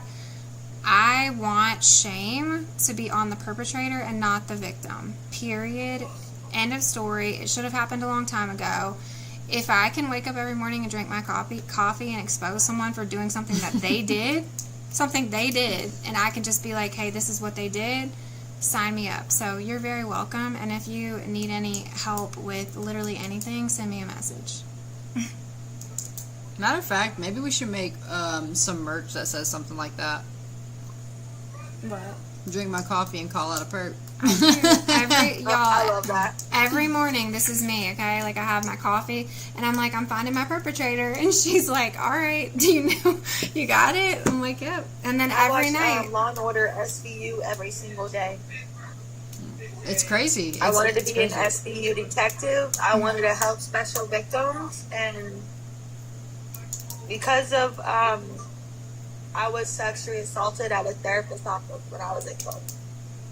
That's awful. Almost everyone that you meet, that you speak to, that you pass on the sidewalk has been affected by SA in some sort of way. And it is absurd to me that shame is still on the victim. I don't understand it. But Kara, you know, it's never too late to be an advocate. It is never too late. That's true. I know. You know, you just send me a message, Kara. You just send me a message, and I'll tell you exactly how to do it, but it's never too late. Because everybody needs somebody to stand up for them. Absolutely. Yes. Absolutely. I agree, and I think that you have the perfect heart for it and the perfect goals and drive, and I think that you would be a phenomenal advocate. So yeah, you just send me a message. You have my number. We're family now. I was about to say, I have your number. You're saved in my contact. We're literally family now. But yeah, you can take, depending on what state you're in, you can take like a 60-hour course and get your certification. And you can work for nonprofits. You can work independently, like however you want to work. That'd be cool. I would love to do that, and Matthew would love that I was doing. I think that would be really cool. DJ Sparkle, she's not in here tonight, but she's getting her advocacy certificate. Isn't she in the process right now? Yeah, Of she's doing in the that? process right now. She's taking classes. That's freaking awesome. Thanks for the share, Blue Knight. Or the Blue 6 Knight. shares. But I'm about to jump off, guys. It's 11 o'clock. I'm exhausted. Oh, it is All late right. for you. Thank you for hopping on, Kara, and thank you for sending us the picture of the videos. I'm really sad that I didn't get to personally talk to Matthew. Well, Thank you you. can talk to Matthew. He's talking to you right there. That's true. I know. I was about to Yeah. say thank you for introducing us Yeah. to Matthew because we wouldn't know anything about That's him if it weren't Matthew for right you there. guys. He said goodbye That I is the know. beautiful soul. in the video. You know, and we genuinely feel like that. We were in that location with Matthew. Like she saw the M, the little letter, the M, and that's exactly the same spot where we found the bottle with the flowers that would have been perfectly bloomed in August. Yeah, I feel like that was definitely him. I genuinely feel like getting chills talking about it right now, but I really feel like that was him leaving that behind and that we could find it. Yeah. I really do feel When that if way. we get into his phone and we see those pictures of what you saw, Oh my gosh, we can compare them because That I gives still me have chills. the pictures in my phone. I would have chills, bro. Yeah. Because you sent her the picture of the bottle, right? Yeah, Of and there was the- like yeah. a little teepee thing, like with sticks. It was Yeah. super cute. It was literally right next to it, right? Like right there. Yeah. And then Evan found that thing too, like a little campground thing. Yeah. Yep. Well, that could have been him too. We never know. Yeah, he had some little survival skills, so he could have made the little teepee for sure. Yeah. Well, he definitely made it cute too because he made his little flower set With up. the flowers, Yeah, I with know. flower- It was he so found a bottle. cute. He found a little bottle because it was like there's like a fire pit there, so he probably found like glass bottles all in there, and probably just I grabbed was it and gonna like. say if he did that, he took a picture of it. It'll be in the That's phone, what- and we'll that's what I was confirm. wondering. I hope so. I genuinely hope so. If you guys find that, or if you find any like pictures or anything in his phone that you like love or you think it's beautiful or whatever, you can send it to me and I can make some art for you. I would love to like draw something out of it or whatever. Maybe even make a tattoo so you can go get a tattoo. Yeah, make you a tattoo. It's one of my specialties. I have to get it on my other side of my back because I have one for my mom on my back. Aw. I got a rose because my mom had a rose on her back. Oh, that's cute. And then I got when she was born and when she passed away. That's cute. Well, yeah, that'd be really cool. I can't wait to see what you guys find in this phone. Yeah. I'm Yeah. glad we had all those pictures of Matthew's tattoos too. That's amazing. Yeah, for sure. His little I was Care there Bear. for most of them when he got them. His little Care Bear. I know. That was my nickname. That's so cute. I love Care it. I Bear. love that. But yeah, thank you guys for sharing Matthew with us. Yes. I'll never forget when Aunt Wanda popped up in here and was like, my nephew's missing, and we're like, who? I know, and that night we made Yeah. like so many phone calls. I'm glad I found y'all. Oh, we're glad you guys found us too. Look, everything happens for a reason. We met for a reason. Matthew is a beautiful soul. Always will be. He will always literally be a beautiful soul, just right next to you guys for the rest of forever. Matthew changed my life. What Oh, about yours? absolutely. Absolutely. See, Absolutely. Matthew changed a lot of people's lives. Yeah. For sure. Like I said, I told my mother-in-law that Matthew shook the world when he went missing. That is true. I can see that. But Especially like for those who are around him and talk to him daily, like I can only imagine. Such a beautiful soul. Do you know when you'll get the phone or roundabout? When you'll get the phone? I have no idea. My sister's supposed to go down to Arizona. I'm not sure when, but to get the remains and everything. Okay. Cool. But I don't know if they're still investigating. When they close the investigation, that's when they'll probably release everything because it's still evident. Yeah, that's true. Okay. Yeah, definitely let us know. how it goes. You guys also should Kimber- have access to grief therapy, so please make sure that you take care of yourselves. Yeah. Yeah, Kimber said that they had already released everything and it can be picked up at any time. Okay. Okay, I didn't know that. Good. And they're pretty close, right? Like 3 hours or something? Something like that. Yeah, they're not that far from there. Okay. Yeah, that'll be good. That'll be nice. Yeah, Kimber already checked into all that, and she said it's already released, and they'll hold it until she gets there. Oh. That's nice. Well, good. I'm But glad you guys I'll have see access. you guys at the vigil tomorrow, the candlelight vigil. Oh, yeah. Yes, Definitely do not send let it. me forget. Send it to me whenever. Well, I probably won't forget, but send it to me whenever It's you on guys. my story too. Okay. I added it to my story. Okay. Awesome. I'm gonna But I'll write it send down. it to you. Awesome. Well, thank you guys for hopping on. Alright. I love you guys. Love you. We love you guys, and we are sending you all of the positive vibes and love and everything that we could possibly send. Yep, Absolutely. I love you, beautiful girls, and I'm glad we connected. Absolutely. Wish we could have met under different circumstances, but You guys are stuck with us now. What are you gonna do about that's that? right. All right, good night. Good night, Good guys. night. Love you. Love you guys. Let's see. I don't know if I. Oh, there we go. Got it. Got They it? helped me out. I was like, I don't know how to drop it down. So that was helpful. Adam, what are you talking about? What Can is they it? sue police station for not searching for him regardless of the outcome? Just curious.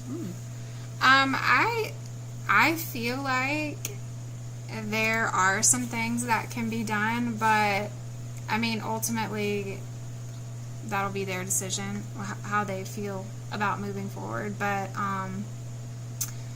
there are definitely some things that can be done, especially if it wasn't handled correctly, which I don't think it was.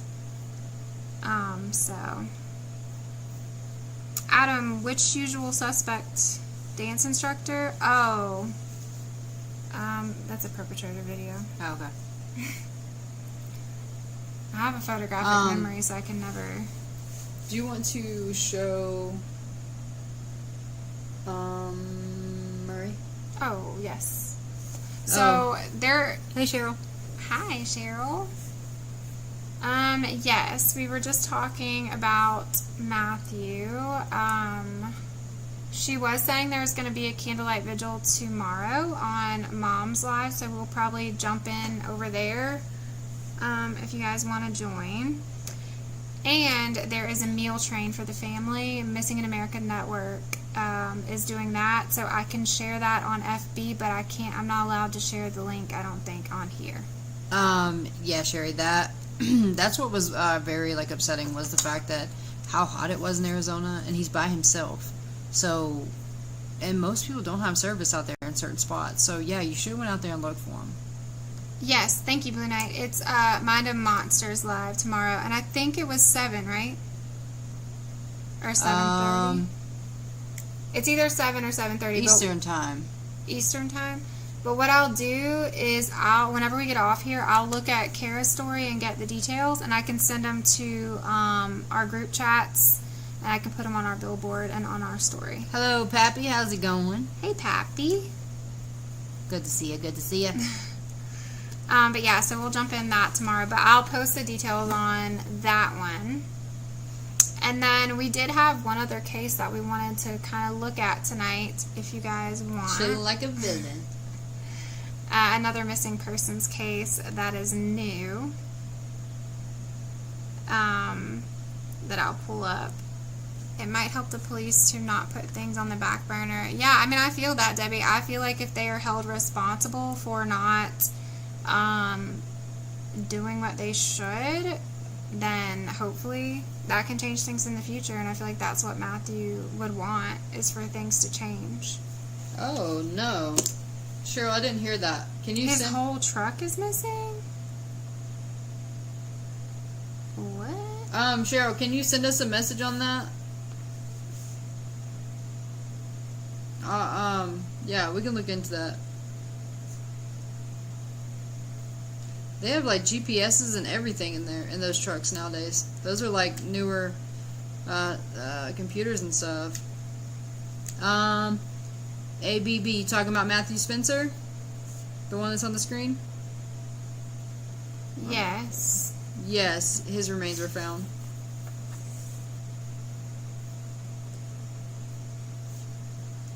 Robert Cole? Yeah, ABB. He was found. They're saying that it doesn't look like any foul play was done. At the time he went missing, it was 115 degrees, and they're saying that it looked like heat exhaustion. And he was in the area that we searched, but it was in an area we couldn't get to. He's out of Arizona, too. Oh, okay. How does an entire big truck... I don't know. That's what I'm saying. They have so many GPS systems inside them. They even can track their speed. Well, they're also and their reckless driving. Like, they can check all that. Huge. Yeah. Yeah. That's crazy. Yeah. That's, yeah, I want to look into that. I just, Jackie, I want to look into that. Robert Cole, the missing trucker. Yeah, I want to look into that one. This is the first time I'm hearing about it. Interesting. So, the one that we had pulled up was not that one, but we will definitely look that one up. I'm not sure he had his truck. It was leasing it. Oh. Interesting. It's like living in a prison in the UK now. What do you mean? mean? The UK is? What do you mean with the... What's wrong with the UK? Because don't even get me started on... Don't even get me started. Girl, don't even get me started. Missing since last June. What? Robert Cole? Was Robert Cole the truck driver? He's been missing since last June? Question mark? Question mark? Man, why did I... Like, have we not heard of it? Let me see if I can pull this up. Hold on. I have to open a different tab, though. I can't. Not with that. What the heck? Not with that one. Okay, we're gonna double check. Man, that's crazy. Let me see. Hold on.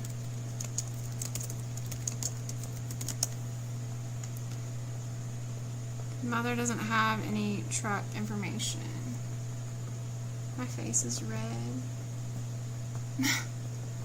I'm trying to pull it up. So he was 36 years old? Yeah, it says June 2025. Reported missing September 2025. Have you heard anything back from Tyler? Did you text him? Yeah, he's in Florida. But I need to respond.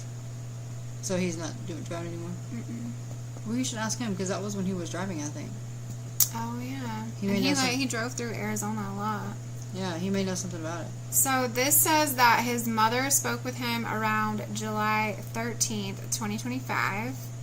He was last seen on June 13th, 2025. That's suspicious. At a Circle K in Phoenix, Arizona. He's a self-employed truck driver who owns property in Arizona. His last known location was the state of Texas. He was reported missing September 11th, 2025, after his family had not heard from him for more than 2 months. He previously lived in Lake Havasu and may still have connections or ties there. So, he was last seen June 13th, but his mother says she last spoke to him July 13th. 36-year-old white male, 5'8" to 5'9", 190 to 210 pounds. Tattoos of a rosary around his ankle and calf, plus the word diligence on his leg or arm. Wait, so he was last seen in June? Last seen in June, and his mother spoke to him in July of 2025. So last year, so not quite a year yet, but, so last seen in June? Unless he, like, I wonder if he was actively driving, because they would see him on camera, like, getting gas or something like that at a truck stop. He looks familiar. Let me see if I can pull up a picture of him. Because the one I have on the screen is not him. He sold his car and was spending the money to pay for food.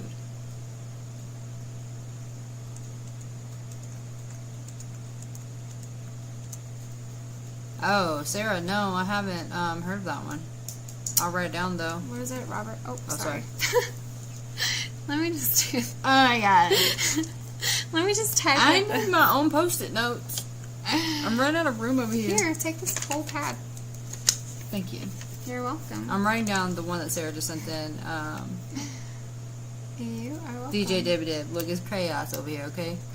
Look, we're like, missing person 101. Who do you have? Who do you have? Get out of my way. I'm putting Robert Cole on the screen for you guys. I'm just grabbing some pictures. I have his missing poster, I think. I'm getting really good at working these multiple screens, okay? Is that Tiffany Johnson or Tiffany Johnson? Younger me would be proud, I think, of me. Missing Dallas 2016. I think younger me would be like, holy crap, girl. You're still alive. How did that happen? Younger me would be like, discombobulated. Be like, he's going too fast. Younger me would be like, can I get a hug now or what? Yeah. Like, please. No, younger me would be like, are we eating yet? Okay, Sarah, thank you. Yeah, I have it written down. Tiffany Johnson, missing in Dallas, Texas, 2016. I'm going to research that and see what I can find. So I have Robert Cole on the screen, which is the one that I was looking at.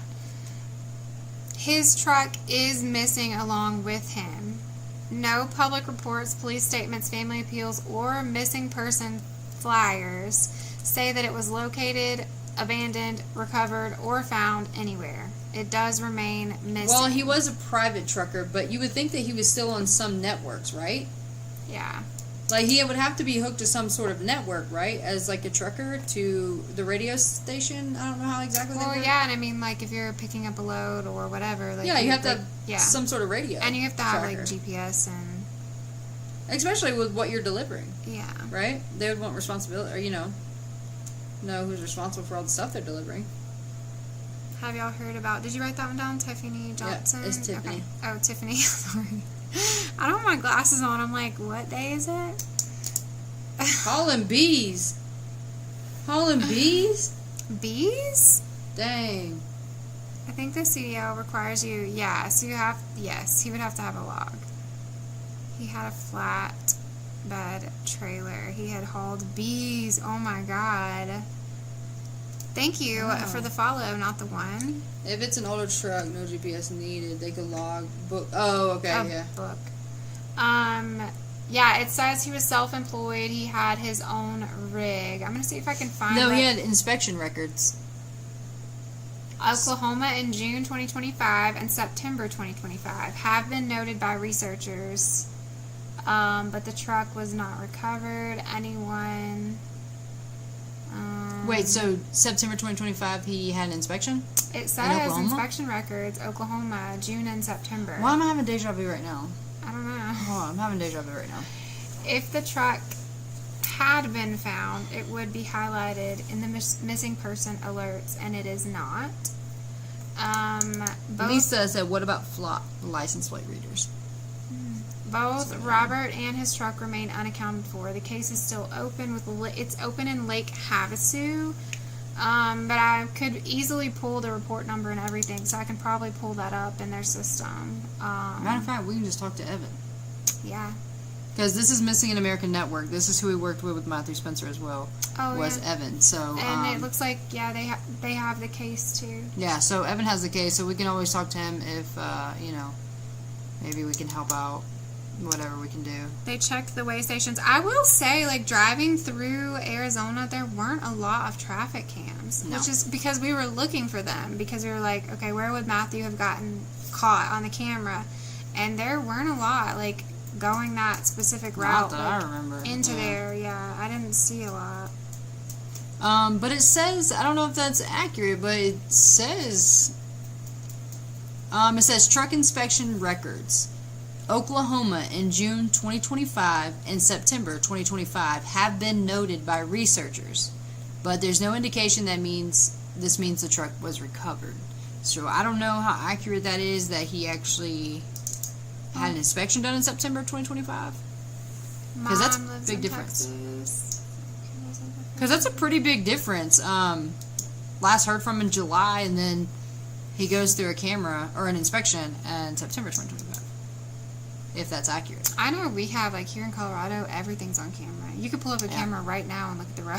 Like, it's everywhere. Like, that's in the city. Like, there's CCTV So you know they everywhere. have those recordings, yeah. Yeah.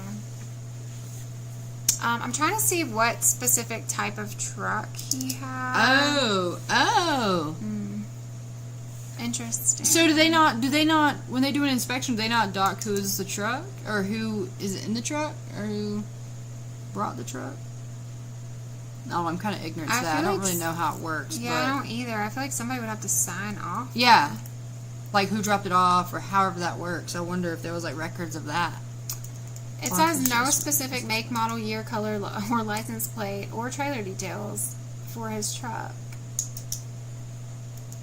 Family statements say self-employed, over-the-road, long-haul truck driver.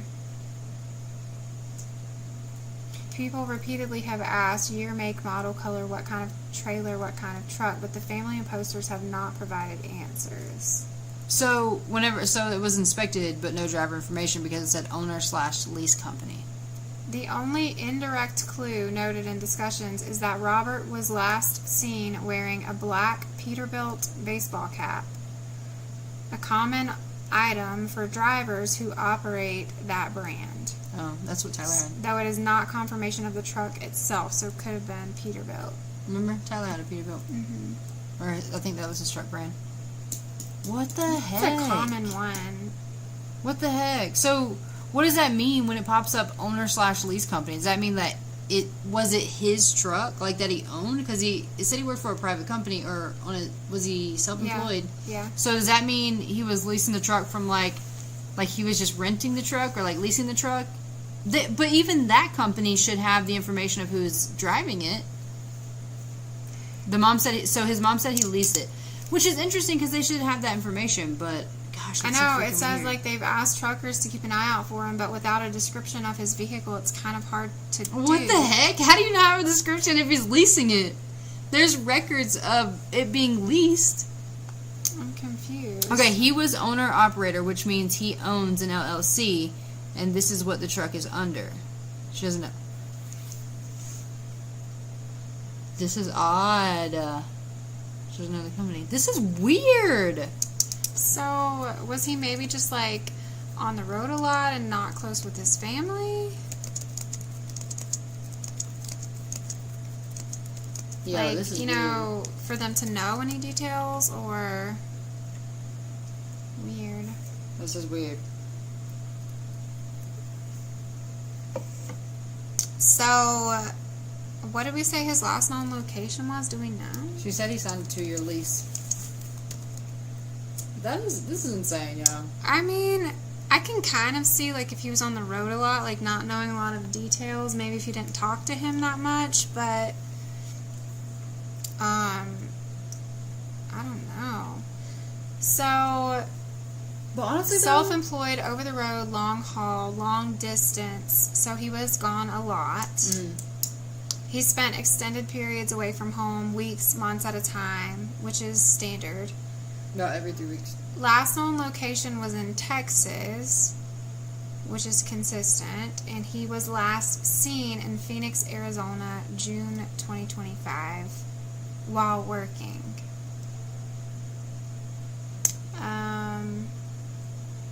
His mother has been very vocal and active, says she's desperately looking for her son. Interesting. They hired a private investigator, opened a police case, and have been aggressively posting on social media. No, you can't tell me that leasing company does not have all the information on that thing just in case it needed to be repoed. He has a wife and kids, too. This says his wife and kids post that they are hurting and missing him. Wanting and waiting for him to come home. So he has an immediate family. Yes. Yes, request a box. Yeah, she might have already. Oh, I'm not very good at this on these screens, so just bear with me, okay? Yeah, go ahead and request a box, Jackie. Oh, there we go. I think I got you. Got you. I think I have you. Sorry. All right, and you're on. We were in Mind of Monsters live last week, and we had Munchie and them there from Missing in America? Yeah. And Mom came up. And she said he leased the truck. They don't know from what company. Okay. They don't know what the truck looked like. She did know his last location was a hotel. And she went there and they wouldn't talk to him. His last credit card statements and stuff were for DoorDash. And where was that at? Like what It state? was in Arizona. Okay. Do Yeah, we it know says what while part? he was working? Phoenix. Phoenix? And she said that he was trying to maybe change career paths. Because he wasn't making enough money. Fair. And she didn't say anything about a wife and kids, though.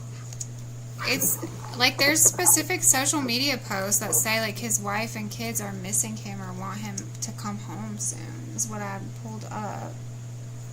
I'm trying to see. And Mom thought maybe he wasn't missing because she called the old company he worked for, and they misunderstood the name and told her he was in training and it was somebody else. Oh, Lord. Gosh. Let me type a question on here. Sorry. So the last known location was Phoenix. Is that right? Or credit Correct. card was And Phoenix? Correct. And she went to the hotel he was staying at, but the owner wouldn't give her any information. But DoorDash did. Weird. So, I mean, but don't you think the leasing company would have all that information? They don't know who he leased from. Yeah. they Which don't is know. weird. They can't like, that's so weird. They can't like run it from, I guess, the inspection? They don't even know what state he was leased the truck out of. Yeah. What the heck? Yeah. Maybe I'm mean, thinking about like the specifics of like cars. Like, you know, when you see a Yeah. car, like if your car gets inspected or whatever, like you can automatically ping it back to where it came from. But that's wild. Right, and if he leased an older truck, it may not have GPS in it. Oh, that's true. So I pulled up the police. Like the police report says his last known location was in the state of Texas, but there's not a lot of information about like any. That's the last time the family saw him was in Texas at a brother's wedding. Okay. It's weird because then it says Circle K, Phoenix, Arizona, but there's not a lot of specifics on here about like how they confirmed whatever they confirmed. That was June 2025. She at could Circle see K. his purchases, but Yeah. there was no major gas purchases. She thinks he had a second bank account. Mm.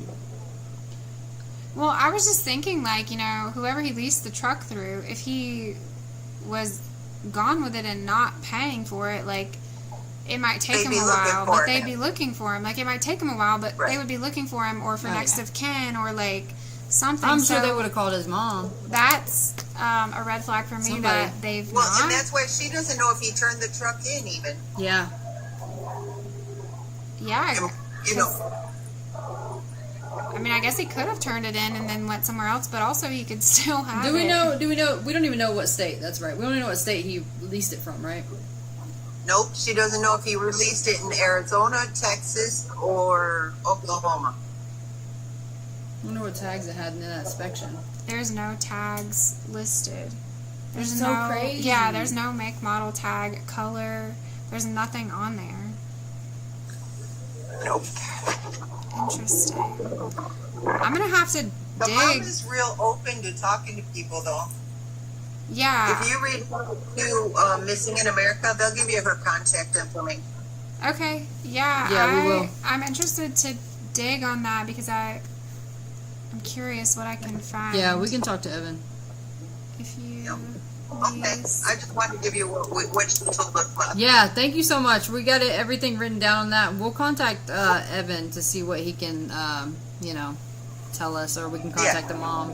Thank you for sharing. Yeah, absolutely. Thank you. Yep. Bye. Bye. You know how to do it now. She got it. Okay. She got me. I'm curious to see what type of digital forensics I can find.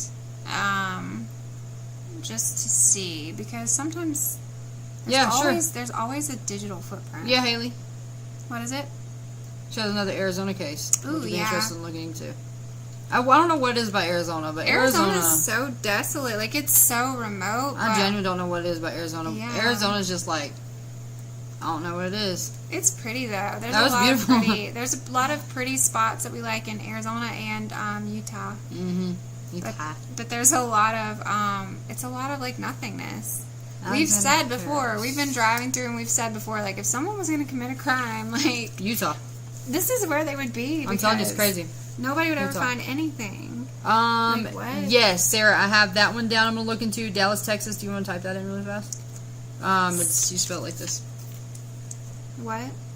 Just to look at that one. And then... Haley... Which one? Tiffany Johnson? Mm-hmm. Tiffany? Sorry. And then I will look into Grand County, Arizona. Sorry if you guys can hear me just typing away. Tiffany Johnson, Dallas, Texas, missing. Okay. And then the other case on that was that I have to get this off. Haley just sent. Where's the mouse? There it is. Okay. Alexander, right? Alexander Harris. Alexander Harris? You know an Alexander Harris? No, it just sounded like a name, like a celebrity name or something. No, that's Alexander Hamilton. Oh, that's what it is. Oh my God, are you serious? Let's see. That's not a tired brain. Has been missing since 2015. He has not been found, and all they found was his cell phone. Can you not take my screen away? Sorry. If you guys are in the Discord, I can put all of these cases in there too, if you like, and anything that I find. It's very interesting how she's not found. Who, Tiffany? Yeah. So Tiffany's gonna be that one. Okay, Haley, yeah, thank you. I have that one down. Okay, let's see. Tiffany K. Johnson, also known as Tiff, Pippi, or... Oh, that's just a different spelling. Missing person from Dallas-Fort Worth metro area. Missing since October 10th, 2016. Nearly 10 years. Her case is classified as endangered missing. Authorities believe that she was murdered, though her body has never been found. She was 25 when she went missing. She is a biracial female, 5'4", 135 pounds, brown, reddish hair, brown eyes. She was last seen in a black sports jacket, a pink shirt with the word pink on the sleeve. I think I used to have one of those. Victoria's Secret. Black and white spandex pants. You're like, wait, Which I you had the cannot- exact same I outfit. had that same outfit. Lived at the Post Oak East Apartments on the evening of October 10th, 2016. She was inside her twin brother. She was inside with her twin brother, Asher, his girlfriend, and a male friend who had come over. She had recently broken up with her ex-boyfriend. She told him that she needed space and repeatedly tried to end contact, but he kept visiting and said he wanted to marry her. Oh, red flag. Red flag. Red flag on the play. Revel showed up uninvited. Johnson went outside to the parking lot near her car to talk to him and reiterate that the relationship was over. She left her shoes behind, indicating that she was just going outside to talk to him and she was expecting to come right back in. Her brother, his girlfriend, and the friend watched from the balcony and could hear parts of the conversation. The male friend went down to check on her. She told him to go back inside. About 20 minutes later, Johnson and Revel moved out of sight to the side of the building. 20 to 40 minutes later, Revel returned to the apartment alone. He claimed they argued, she got into an unknown vehicle with someone he didn't know, and left. Red flag. Johnson's brother tried calling her phone, no answer. He went outside and saw Revel's white Ford Taurus backed up onto the grass next to the building with the trunk lid open. Red flag. 3. Revel was standing there looking inside. Revel left. The brother found Johnson's phone, car keys, and one sock in the same spot where Revel's car was parked with the trunk open. Red flag.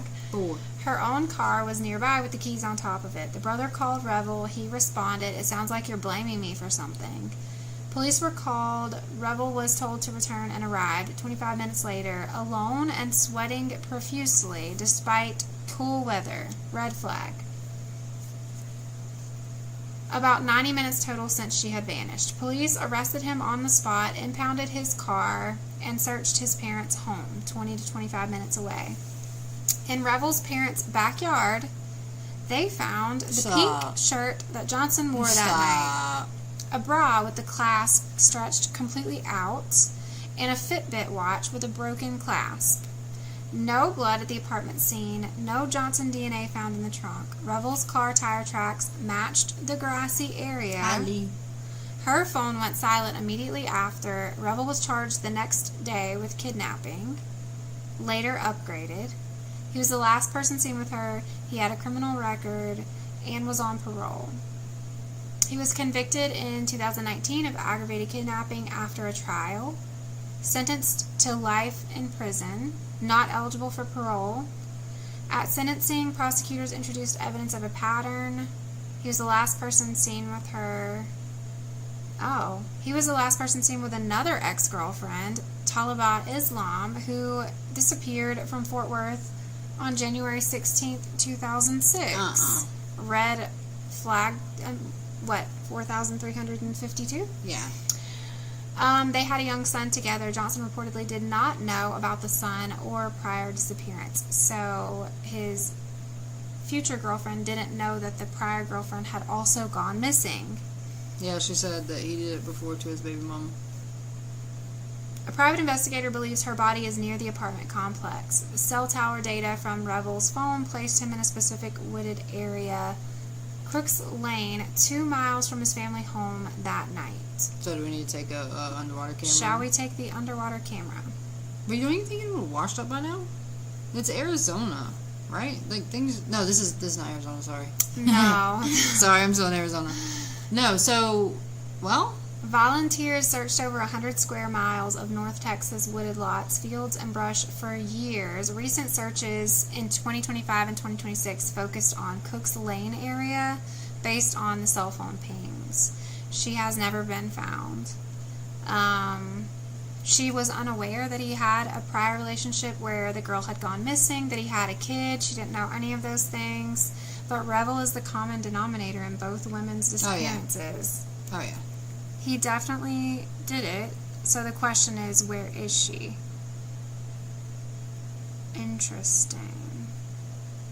A few hours or so. I mean, he literally was right there with her, and then she wasn't there anymore.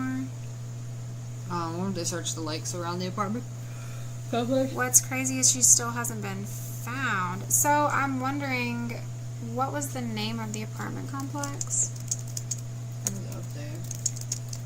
I'm wondering if there's like a well or anything nearby, because if someone's in a well or like underneath, it's going to be harder for them to be found.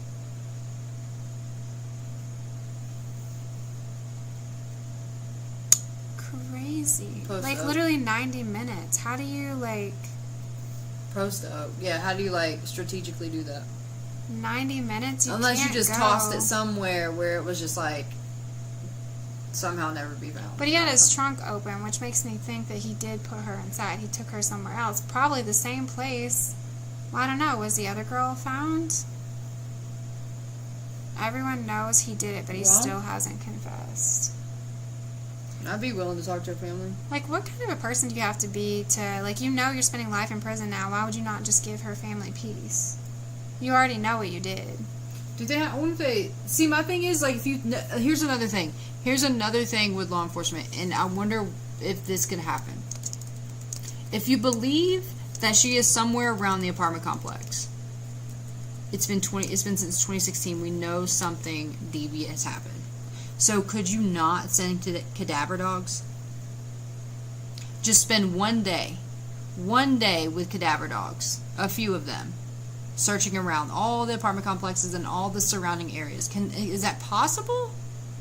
Oh, so the baby mama's remains were found. It's been 20 years, or 10 years. Come on. 2016, right? I'm looking to see if I can find anything nearby the apartment complex. Could they not send cadaver dogs out? Another thing about Alexander Harris. Oh, I'm going to pull Alexander Harris up. I'm going to do that one next. Is that his friend returned, they said they got in an argument. And he wouldn't get in the car. Oh. Yeah, I don't know how much help law enforcement... Ooh, that makes me so angry. Alright, no water wells, no private septics, or anything like that near the apartment complex. So this dude's in prison, right? For life. He's not even eligible for parole. And he still won't speak? And he still won't speak. That's what I was saying. Like, what kind of person do you have to be to not give someone closure? You know what you did. Did the baby mama live in the same area? I don't know. Let me She was found 900 block South Hughes Avenue. There is a park, River Legacy Park East, is a local landmark very close to the apartment complex. Early searches by volunteers and police included wooded areas close to the apartments along or near the Trinity River. The Trinity River runs through parts of this area. Well, river, so it's got to flow. Yeah. But I feel like since 2016, it's been 10 years, you would think that something's washed up. Sometimes. Sometimes not. I'm gonna get out They're of going to need a confession. That's so sad. So, he could have got something out of his trunk, or was it her trunk? No, it was his car. He had backed up to where he was standing with her, and the trunk was open, and they found her sock on the ground, and a couple of her other things. And then they found her shirt at his parents' house. He could have easily hid her at his parents' house, came back, interviewed with the police, and then did something else, or had someone else do something else. Be all sweaty. So, and there was no area where he was sweaty. Oh, baby mama found 900th block of South Hughes Avenue. Yeah, what was her condition? Let's see where she was found. Like, was she buried? Was she, like... Oh, there's a drainage pipe system near 409 Cooks Lane, which is pretty clear by. 2 miles from his parents' home, there is a stormwater outfall, a drainage pipe system. I wonder if that's ever been searched. Because it's saying, like, all of the major, like, waterways have been searched, but I wonder about the drainage pipes. What was the question you asked me? Oh, how was the baby mama's remains found? Like, were they buried? Were they, you know what I mean, in a certain condition? Like, because that could tell us a lot, because I think it said 2006 with his baby mama? Yeah, she went first. So, like, they know he did it. He knows he did it. Why would he not give closure to the family? They laid eyes on the ex within 90 minutes. Drainage pipe in somewhere. Yeah, I'm trying to see if the drainage pipe... Okay, so the drainage pipe area has been searched multiple times. There's an outfall pipe repair site. Volunteers have done repeated ground searches in the wooded area, fields, the brush. They've done a lot of searching. 100 square miles of North Texas. No remains, no clothing, no evidence. River. Has to be river. Well, her clothing that she was wearing. How do you search all of those places, though? Like, has to be river, right? Yeah, it's got to be really tied down to something. Has to be river. Well, she's got to be at the bottom. Because by now, a river flows. I don't know. So, some of those rivers have big animals in there.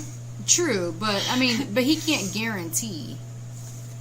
June 16th, 2021? Okay. Okay, so baby mama, I don't know if I'm saying her name right, and I'm sorry if I'm not. It's not intentional. Intentionable. Taliba Islam, the mother of his child. Her remains were found in 2023, March the 2nd, in a heavily wooded area near the 900th block of South Hughes Avenue in Fort Worth. Near the railroad tracks along South Hughes Avenue, close to Rosedale Street. Near the railroad tracks. So just out and about. So just dumped on side the railroad tracks. publicly announced by Fort Worth on, no, couldn't have been just dumped there because it was 17 years after she vanished. Why, I wouldn't think. Cause and manner undetermined. No charges have been filed against him in her death either, even though he was the last person seen with her in 2006.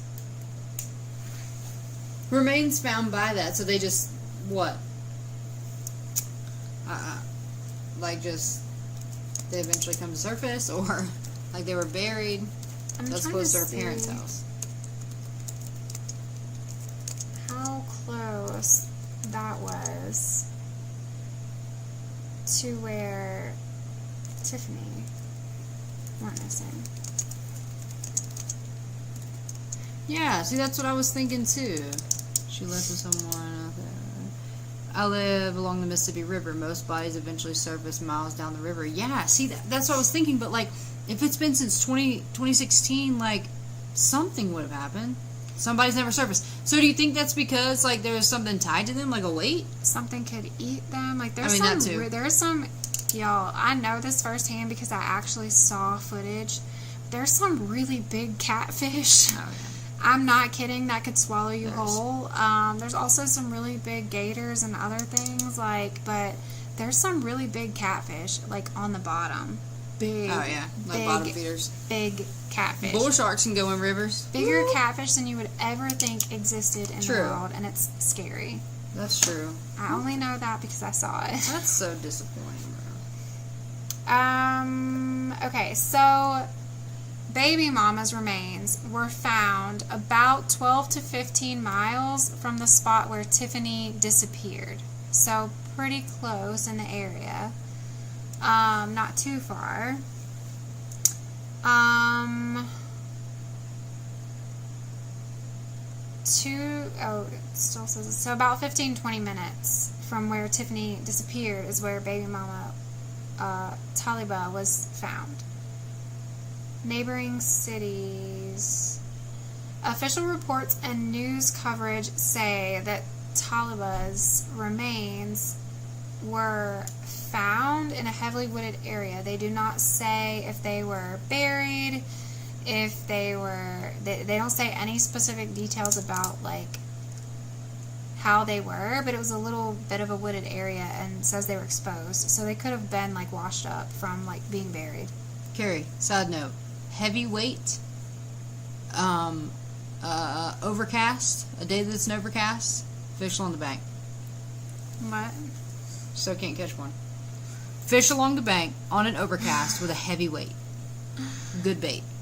Actually, my grandpa, that's advice from my grandpa. And he always fished with, as bait was liver. Fresh from the grocery store. My guess is river. Like, I think she went in the river, and I don't know that she would be found. But also, I think it would be worthwhile to search the wooded area since the other girl was found there, and he was sweaty. Or Cheryl said you can use beef jerky. I love catfishing at night. Alright, that is the best time because... That's my favorite. Okay, what's the other one? Alexander Harris? Yeah. Arizona, 2021. Alright, Alexander Harris is coming up, Sarah. My nose is so runny. So I'm just like sniffling in the microphone. You guys are just going to have to hear me typing away. I'm sorry. What did I even say? What? It was Googling. code. It was code. Oh. That was the code box. Yeah, but there are some really big catfish, so, and then, like, I saw it, somebody said it, they can get caught up in rip currents and just get caught on debris and never surface. Like, it just depends. I don't know what that river looks like, but it's possible she could have gone in and not come out, or not come back up. I caught one with beef jerky. I know there's a thing in the South, like in Mississippi, where I'm trying to think of the name of the fish. It's like a drum or something, where you take cornflakes and you make bait. Have you ever done that? Like make the bait Wait. out of it? Drum? Is it drums or something brim. else? No, it's like a big fish. But they like that. They like the cornflakes. No, I've heard of the cornflakes, but I don't remember what the fish is. You make it in a ball, and then you like let it sit, Mm-hmm. and then you like fish for them the next day. Mm-hmm. I could swear it was drum, like in the river though, Carrie, like in Red? a like river fishing. Is it redfish? They're like not good, not the best fish to eat. Mullet? But people in the South, like in South Mississippi, will eat them. Or something. Oh, my grandparents always ate. My grandparents always ate catfish and brim. Ew. Oh, I thought that was beef jerky. I just got traumatized. I thought you had beef jerky. Mmm. Carpy? Is that it? It's like a silver fish, like a big fat one, but like a big one. But I vividly remember the cornflake thing, like having to make bait for them. Alligator gar. And I feel like you probably could buy bait for them, but like we didn't have a lot when I was little, and so like we just Your dad go night fishing for catfish? we did the best that we could. My dad? Yeah. I bet he did anything. That's not, my dad was a fisherman. Like that's one thing that I learned from the few years that I got to have parents before they weren't there anymore. My husband calls them crappie. That's what I've heard was crappie. Maybe that's it. Mm-hmm. Mahi mahi. I've had mahi mahi before. I liked it. I fished a lot when I was younger. Same. There's just a lot of catfish. But catfishing is my favorite at night, for sure. This? Oh, yeah, like that. Silver carp. Oh, it is a carp. It's Yep. a carp? It is carpy. Yeah, with the weird eyes. Like it's lower. Yeah. It's not like on top of its head. It's like Oh, their eyes are like lower. traumatizing. I'm like, why do they look like that?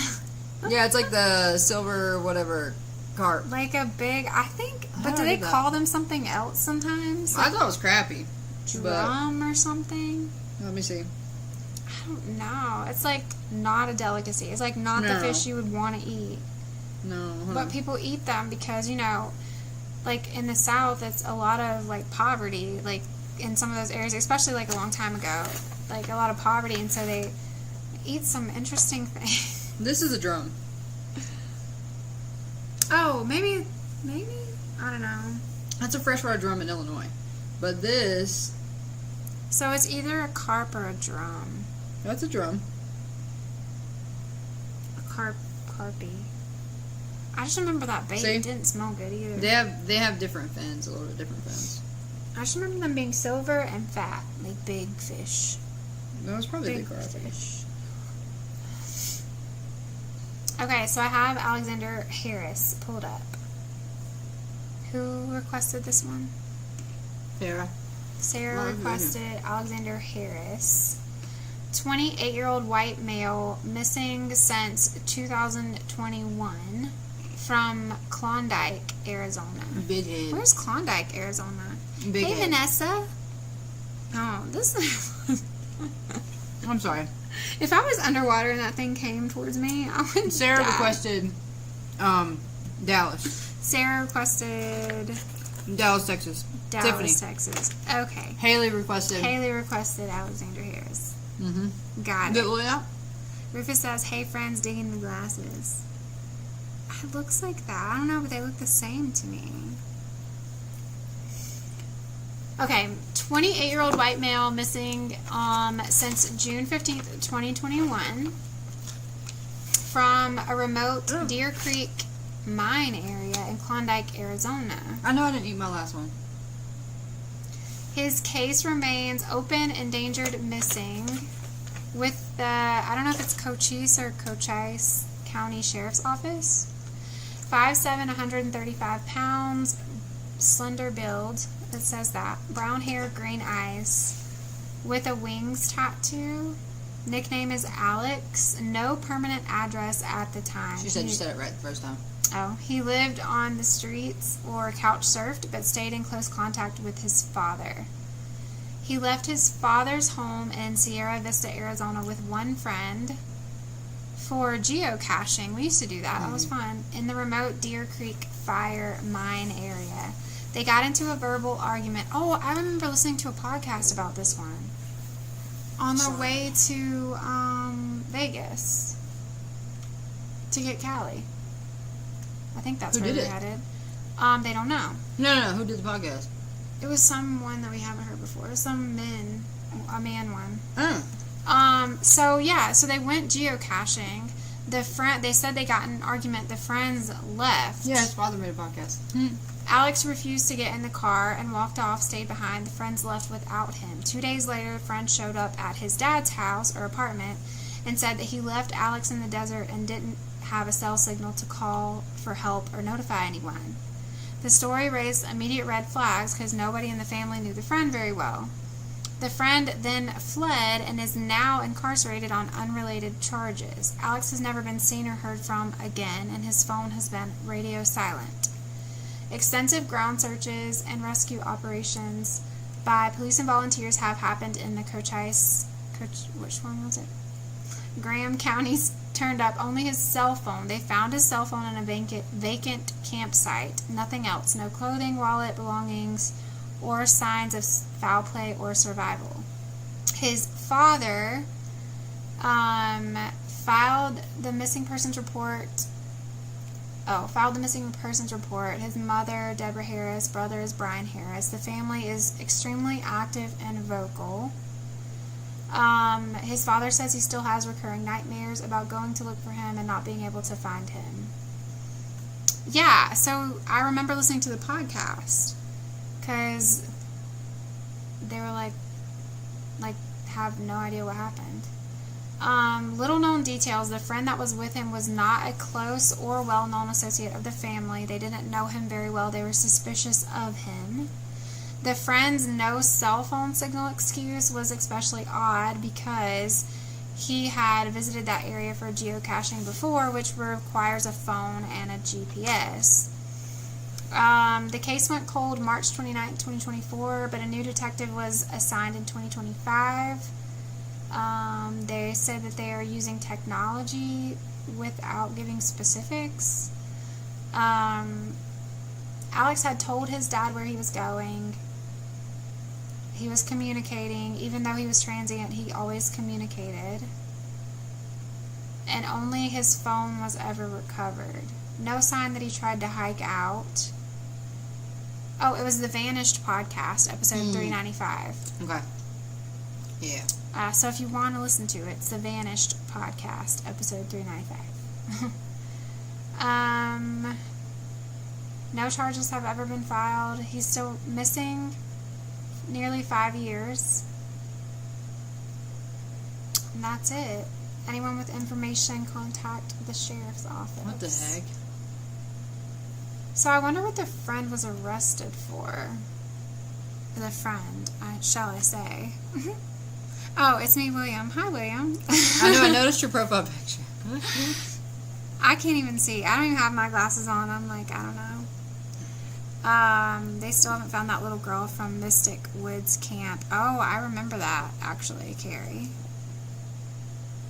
I'm wondering what the friend got arrested for. Criminal history and was on probation. My mother was his probation officer.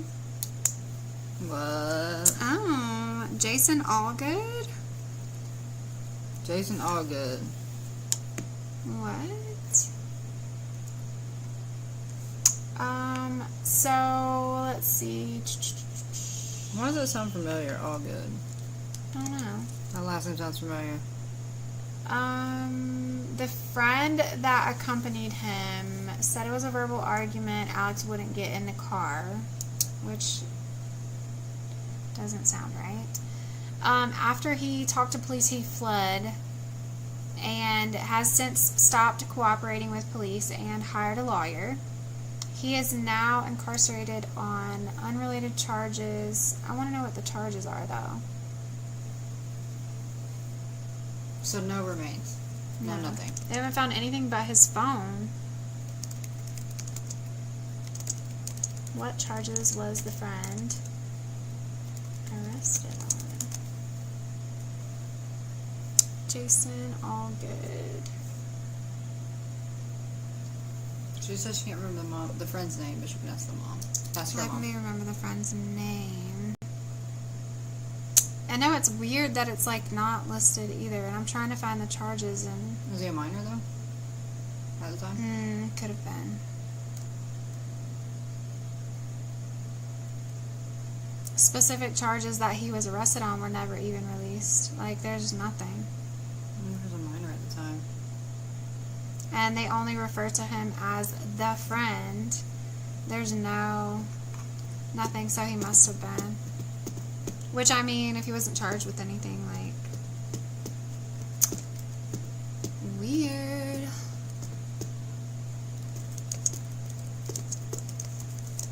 So, Jason Allgood, where is that one from? You guys are going to have us down every rabbit hole for every missing person.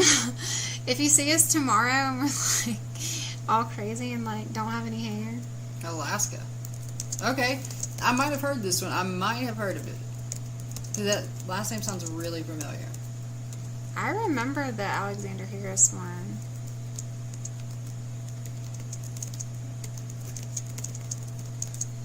Oh. I think our alarm might be going off. The puppy is our alarm. When she whines. She's Yeah, it is odd waking they up. found his, just his phone. Yeah, just his phone and like a vacant like campsite, but nothing else. Okay. She has a friend's name now. Oh. What is it? Oh, a Cub Scout leader?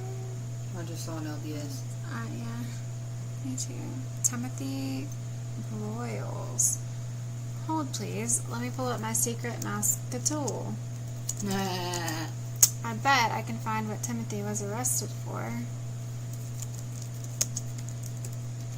Give me a keyboard and a computer and I can find some things out. We're talking about the state of Arizona, right? Yes, but he fled, so I don't think he was arrested in Arizona.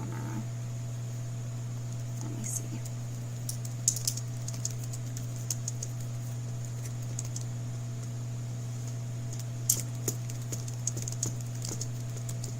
Christina, we're excited for you to get your hoodie too. Christina got a hoodie. I'm excited. One of our hoodies in our merch store. She got one that says, "If I go missing, call Red Flags and Body Bags."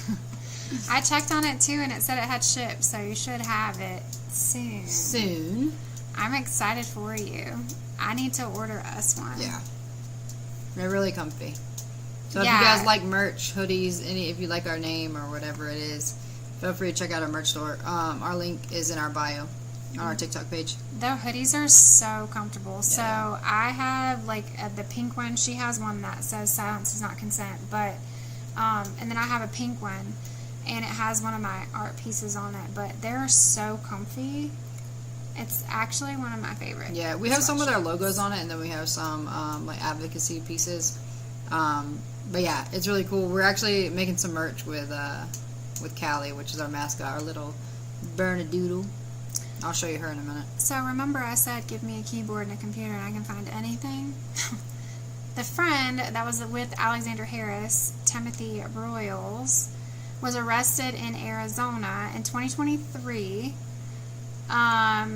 because he was they attempted a traffic stop and he fled up to 90 miles per hour. High-speed chase. I mean, someone who's guilty is going to flee like High-speed that. chase. A high-speed chase. He crossed the median, drove the wrong way, and crashed. He was under the influence of fentanyl at the time and admitted to human smuggling. Did not want to lose his load of people. He was taken into custody at the scene after the crash. He later pleaded guilty to aggravated assault, endangerment, and unlawful flight from law enforcement and was sentenced to 22.5 years in Penal County Superior Court, and he is still incarcerated. I wonder if he would do an interview. Let's write his name down. Timothy? I will reach out to him and see if he'll do an interview. hubby made me a custom blanket as well, and it says if I go missing, my husband can't be a part of the search party. He can't find anything. That's so funny. Christine says she loves your glasses.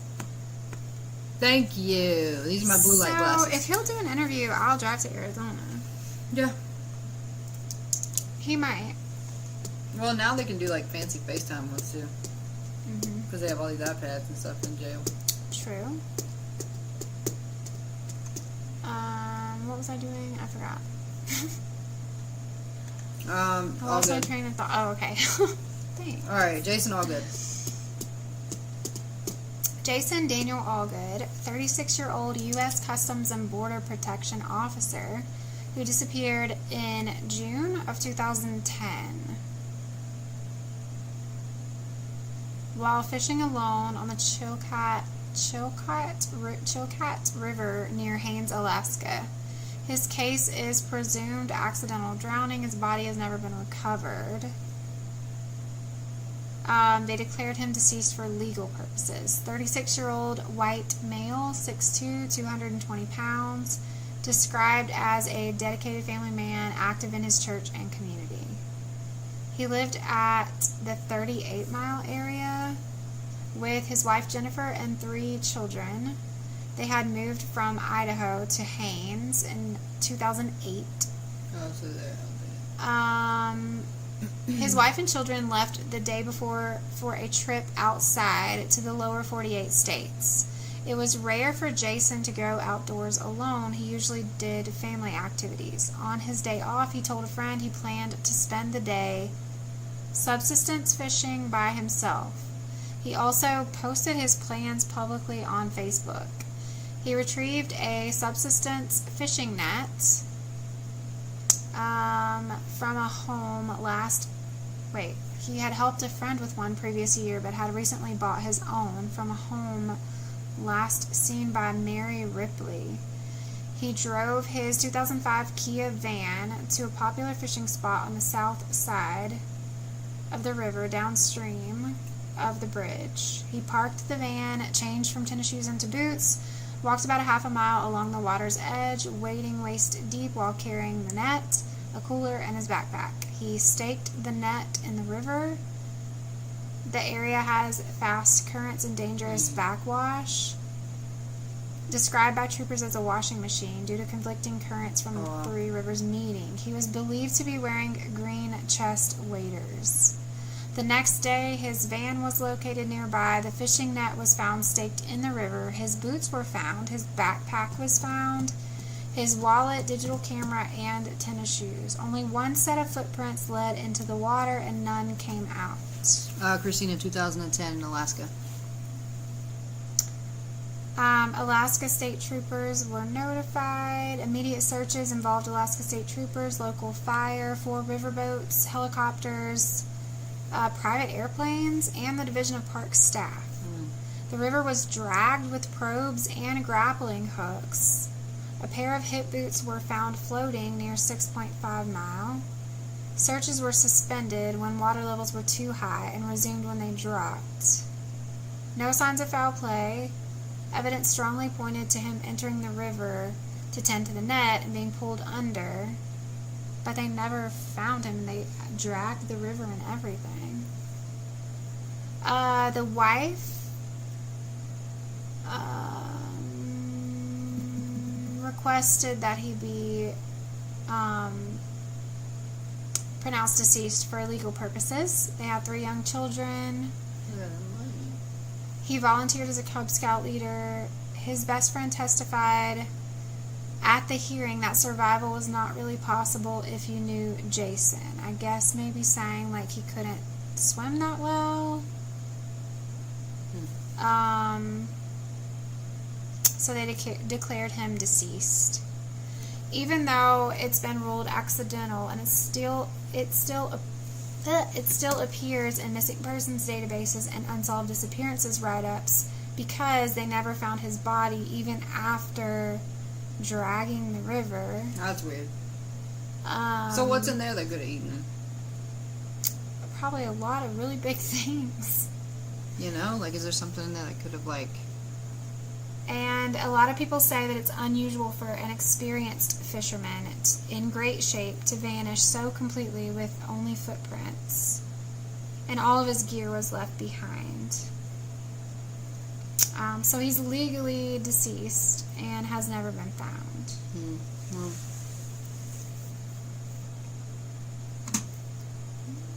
Interesting. Oh, hi, Kayla. Look, Kayla came back. that could be something behind it, especially coming from Idaho too.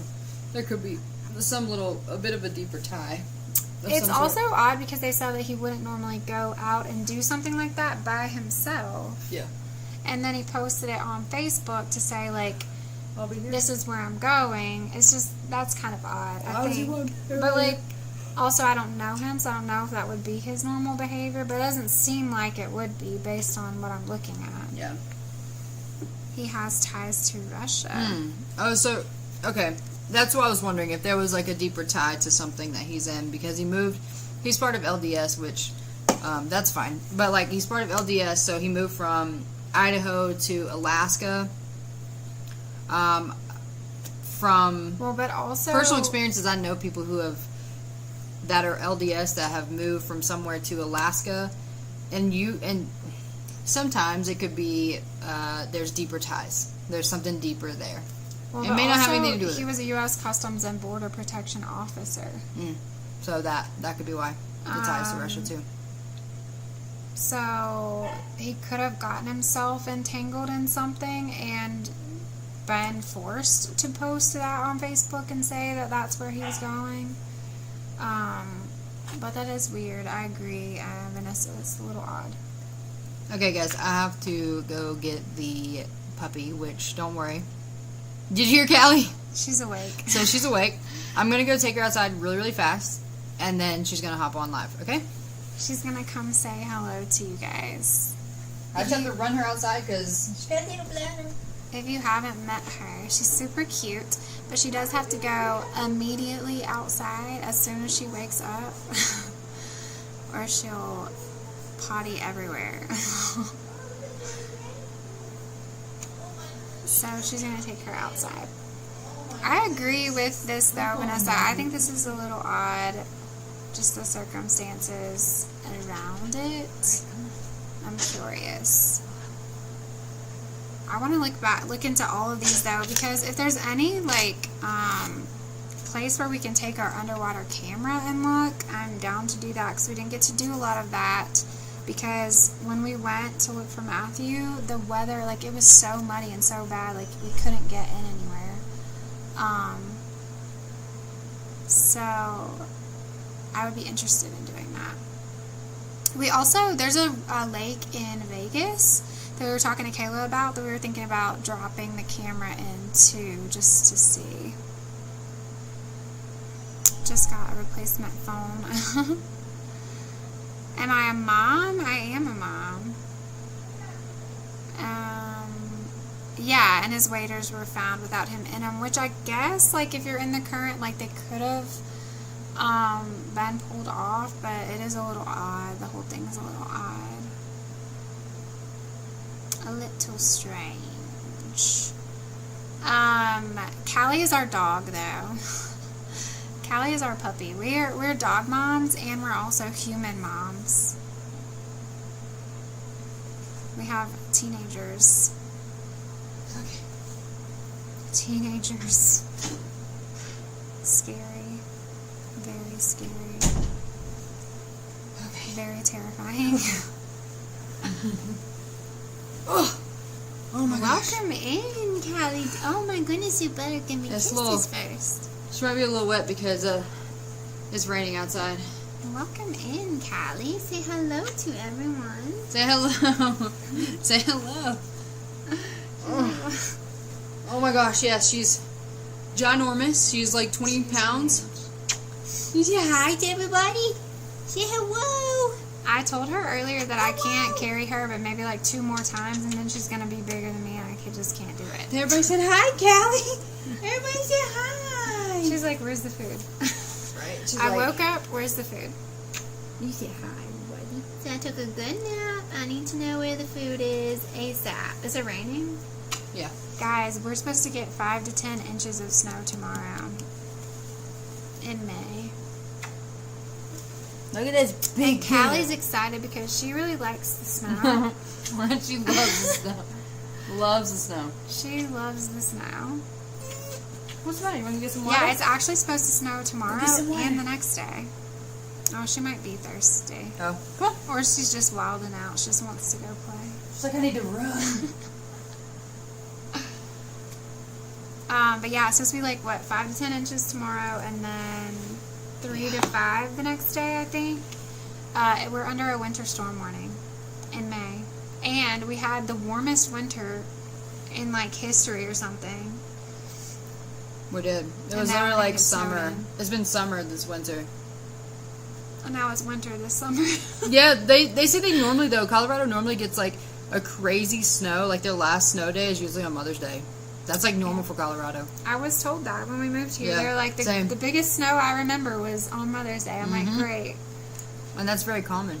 Great Yeah, for so- that. This may be closing the winter door, maybe. I don't know.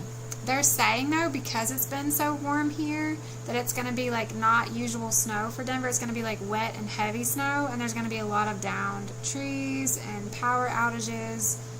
So we'll see what happens. Yeah. We shall If see. you guys don't see us tomorrow, we don't have power. No, we'll find a way to join Mom's Live. We'll plug a phone in yeah. or something. Me too, DJ, because I can't be cold. I have to have my heated blanket or I won't survive. I literally won't survive. Well, now that our monster's awake, we're probably going to get off of here and entertain her. She has to have her dance party every night. And if you didn't watch her dance party, you should, because it's actually very cute. Oh, wait. Do you guys have our other page? Because I'm going to post it if you don't. I recorded it for you guys when I said I was going to. And it was like a 14-minute video, so I clipped it. But I might put the full one on YouTube, so you guys can see it. We had flash floods in San Antonio. Oh. Yeah, it's supposed to be like thunderstorming tonight. Like really bad storms, and then turn to snow. Yeah, it's kind of like Tomorrow. sprinkly right now, but it's definitely coming. Aw, hugs, Vanessa. Thanks for hanging out with us. Here's our other page if you guys want to check it out. It's not true crime. It's definitely more. Beware, it's Every day. weird, but if you want to see Callie, she's on there. Callie is on there. And her dance party's on there, and it's actually very cute. She likes to have dance parties, so we're going to do treats and dance party. Good to see you too, William.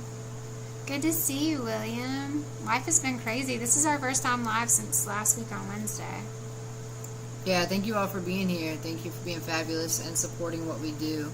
Thanks for the love and support. Thank you for supporting Matthew and for listening to Matthew's story and for giving Matthew's family the space to share his story, because I know that meant a lot to them. Yeah, thank you guys. And so because of that, it means a lot to us. Yeah. So thank you for loving on them with us.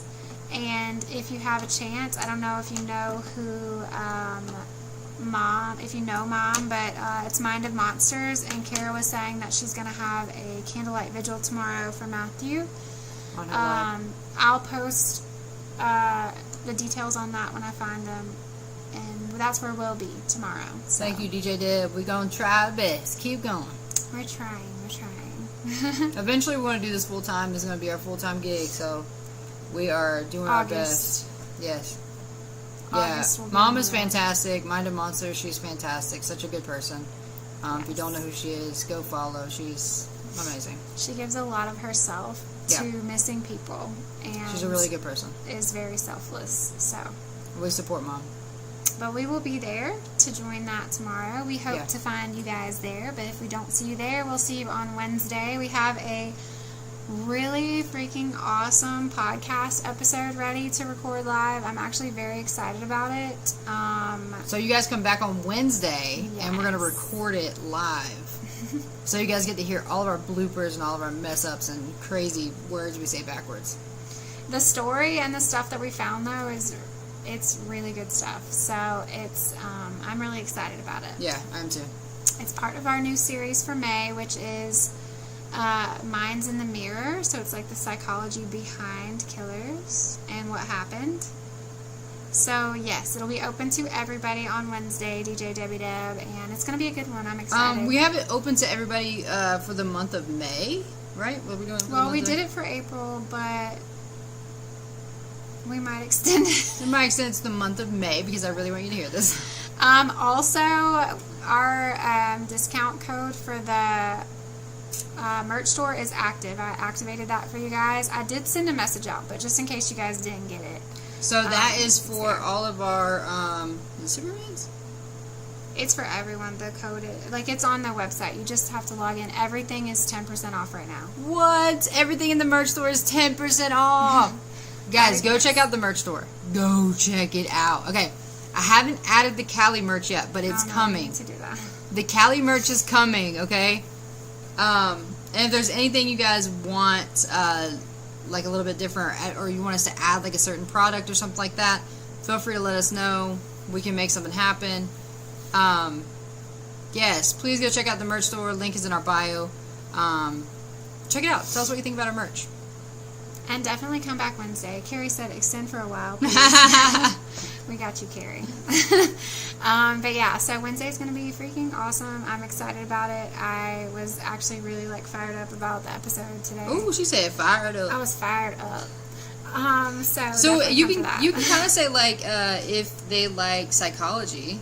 Yeah. Right? Minds in the Mirror. It's like the psychology behind killers, and we're going to be doing that for the entire month of May.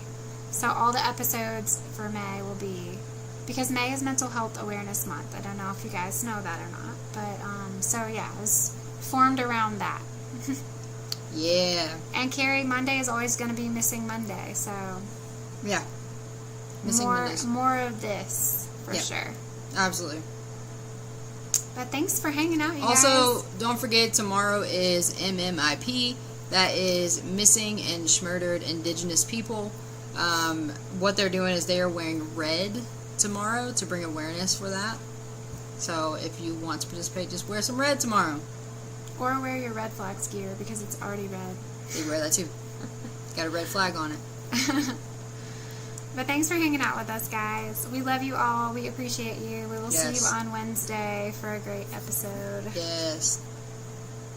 Start looking into Bear County. Yeah, we will. Yes. We got you. We got all these cases written down. We're going to work on them too.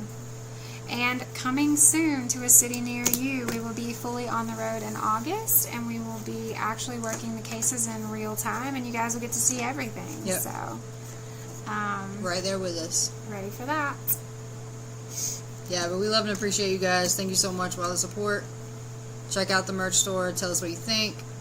Carrie said she has a room for us. Yes, when we're in San Antonio. Yes, we were just saying that too because Kayla was like, come stay with us in Vegas. And we're like, okay. So, yeah. So, we will let you guys know where we're going to be. And if we're in a city near you, we would love to meet you. We've met a few of our people, and we love it. We met Sin. We met Kayla. Yeah, was that it? We met Sin in Stillwater. I feel like we've already met Carrie, but we haven't. I feel like we have, though. But yeah, so if we're in a city near you, let us know. We would love to meet you. And cover your case. Yeah, absolutely. And give it the attention that it deserves. I know, Carrie, when I first meet you, I'm going to have to bring you a slushie. I got you. I owe you a slushie. Alright. Thanks for hanging out with us. We're going to go play with our dog and do some dance party and some weird stuff. Yeah. Weird stuff. We'll see you guys tomorrow in Mom's and Wednesday. And this is the long Southern goodbye, but we're actually going to sign off now. Yes. Okay, love you. Bye. Love you guys. Thanks for hanging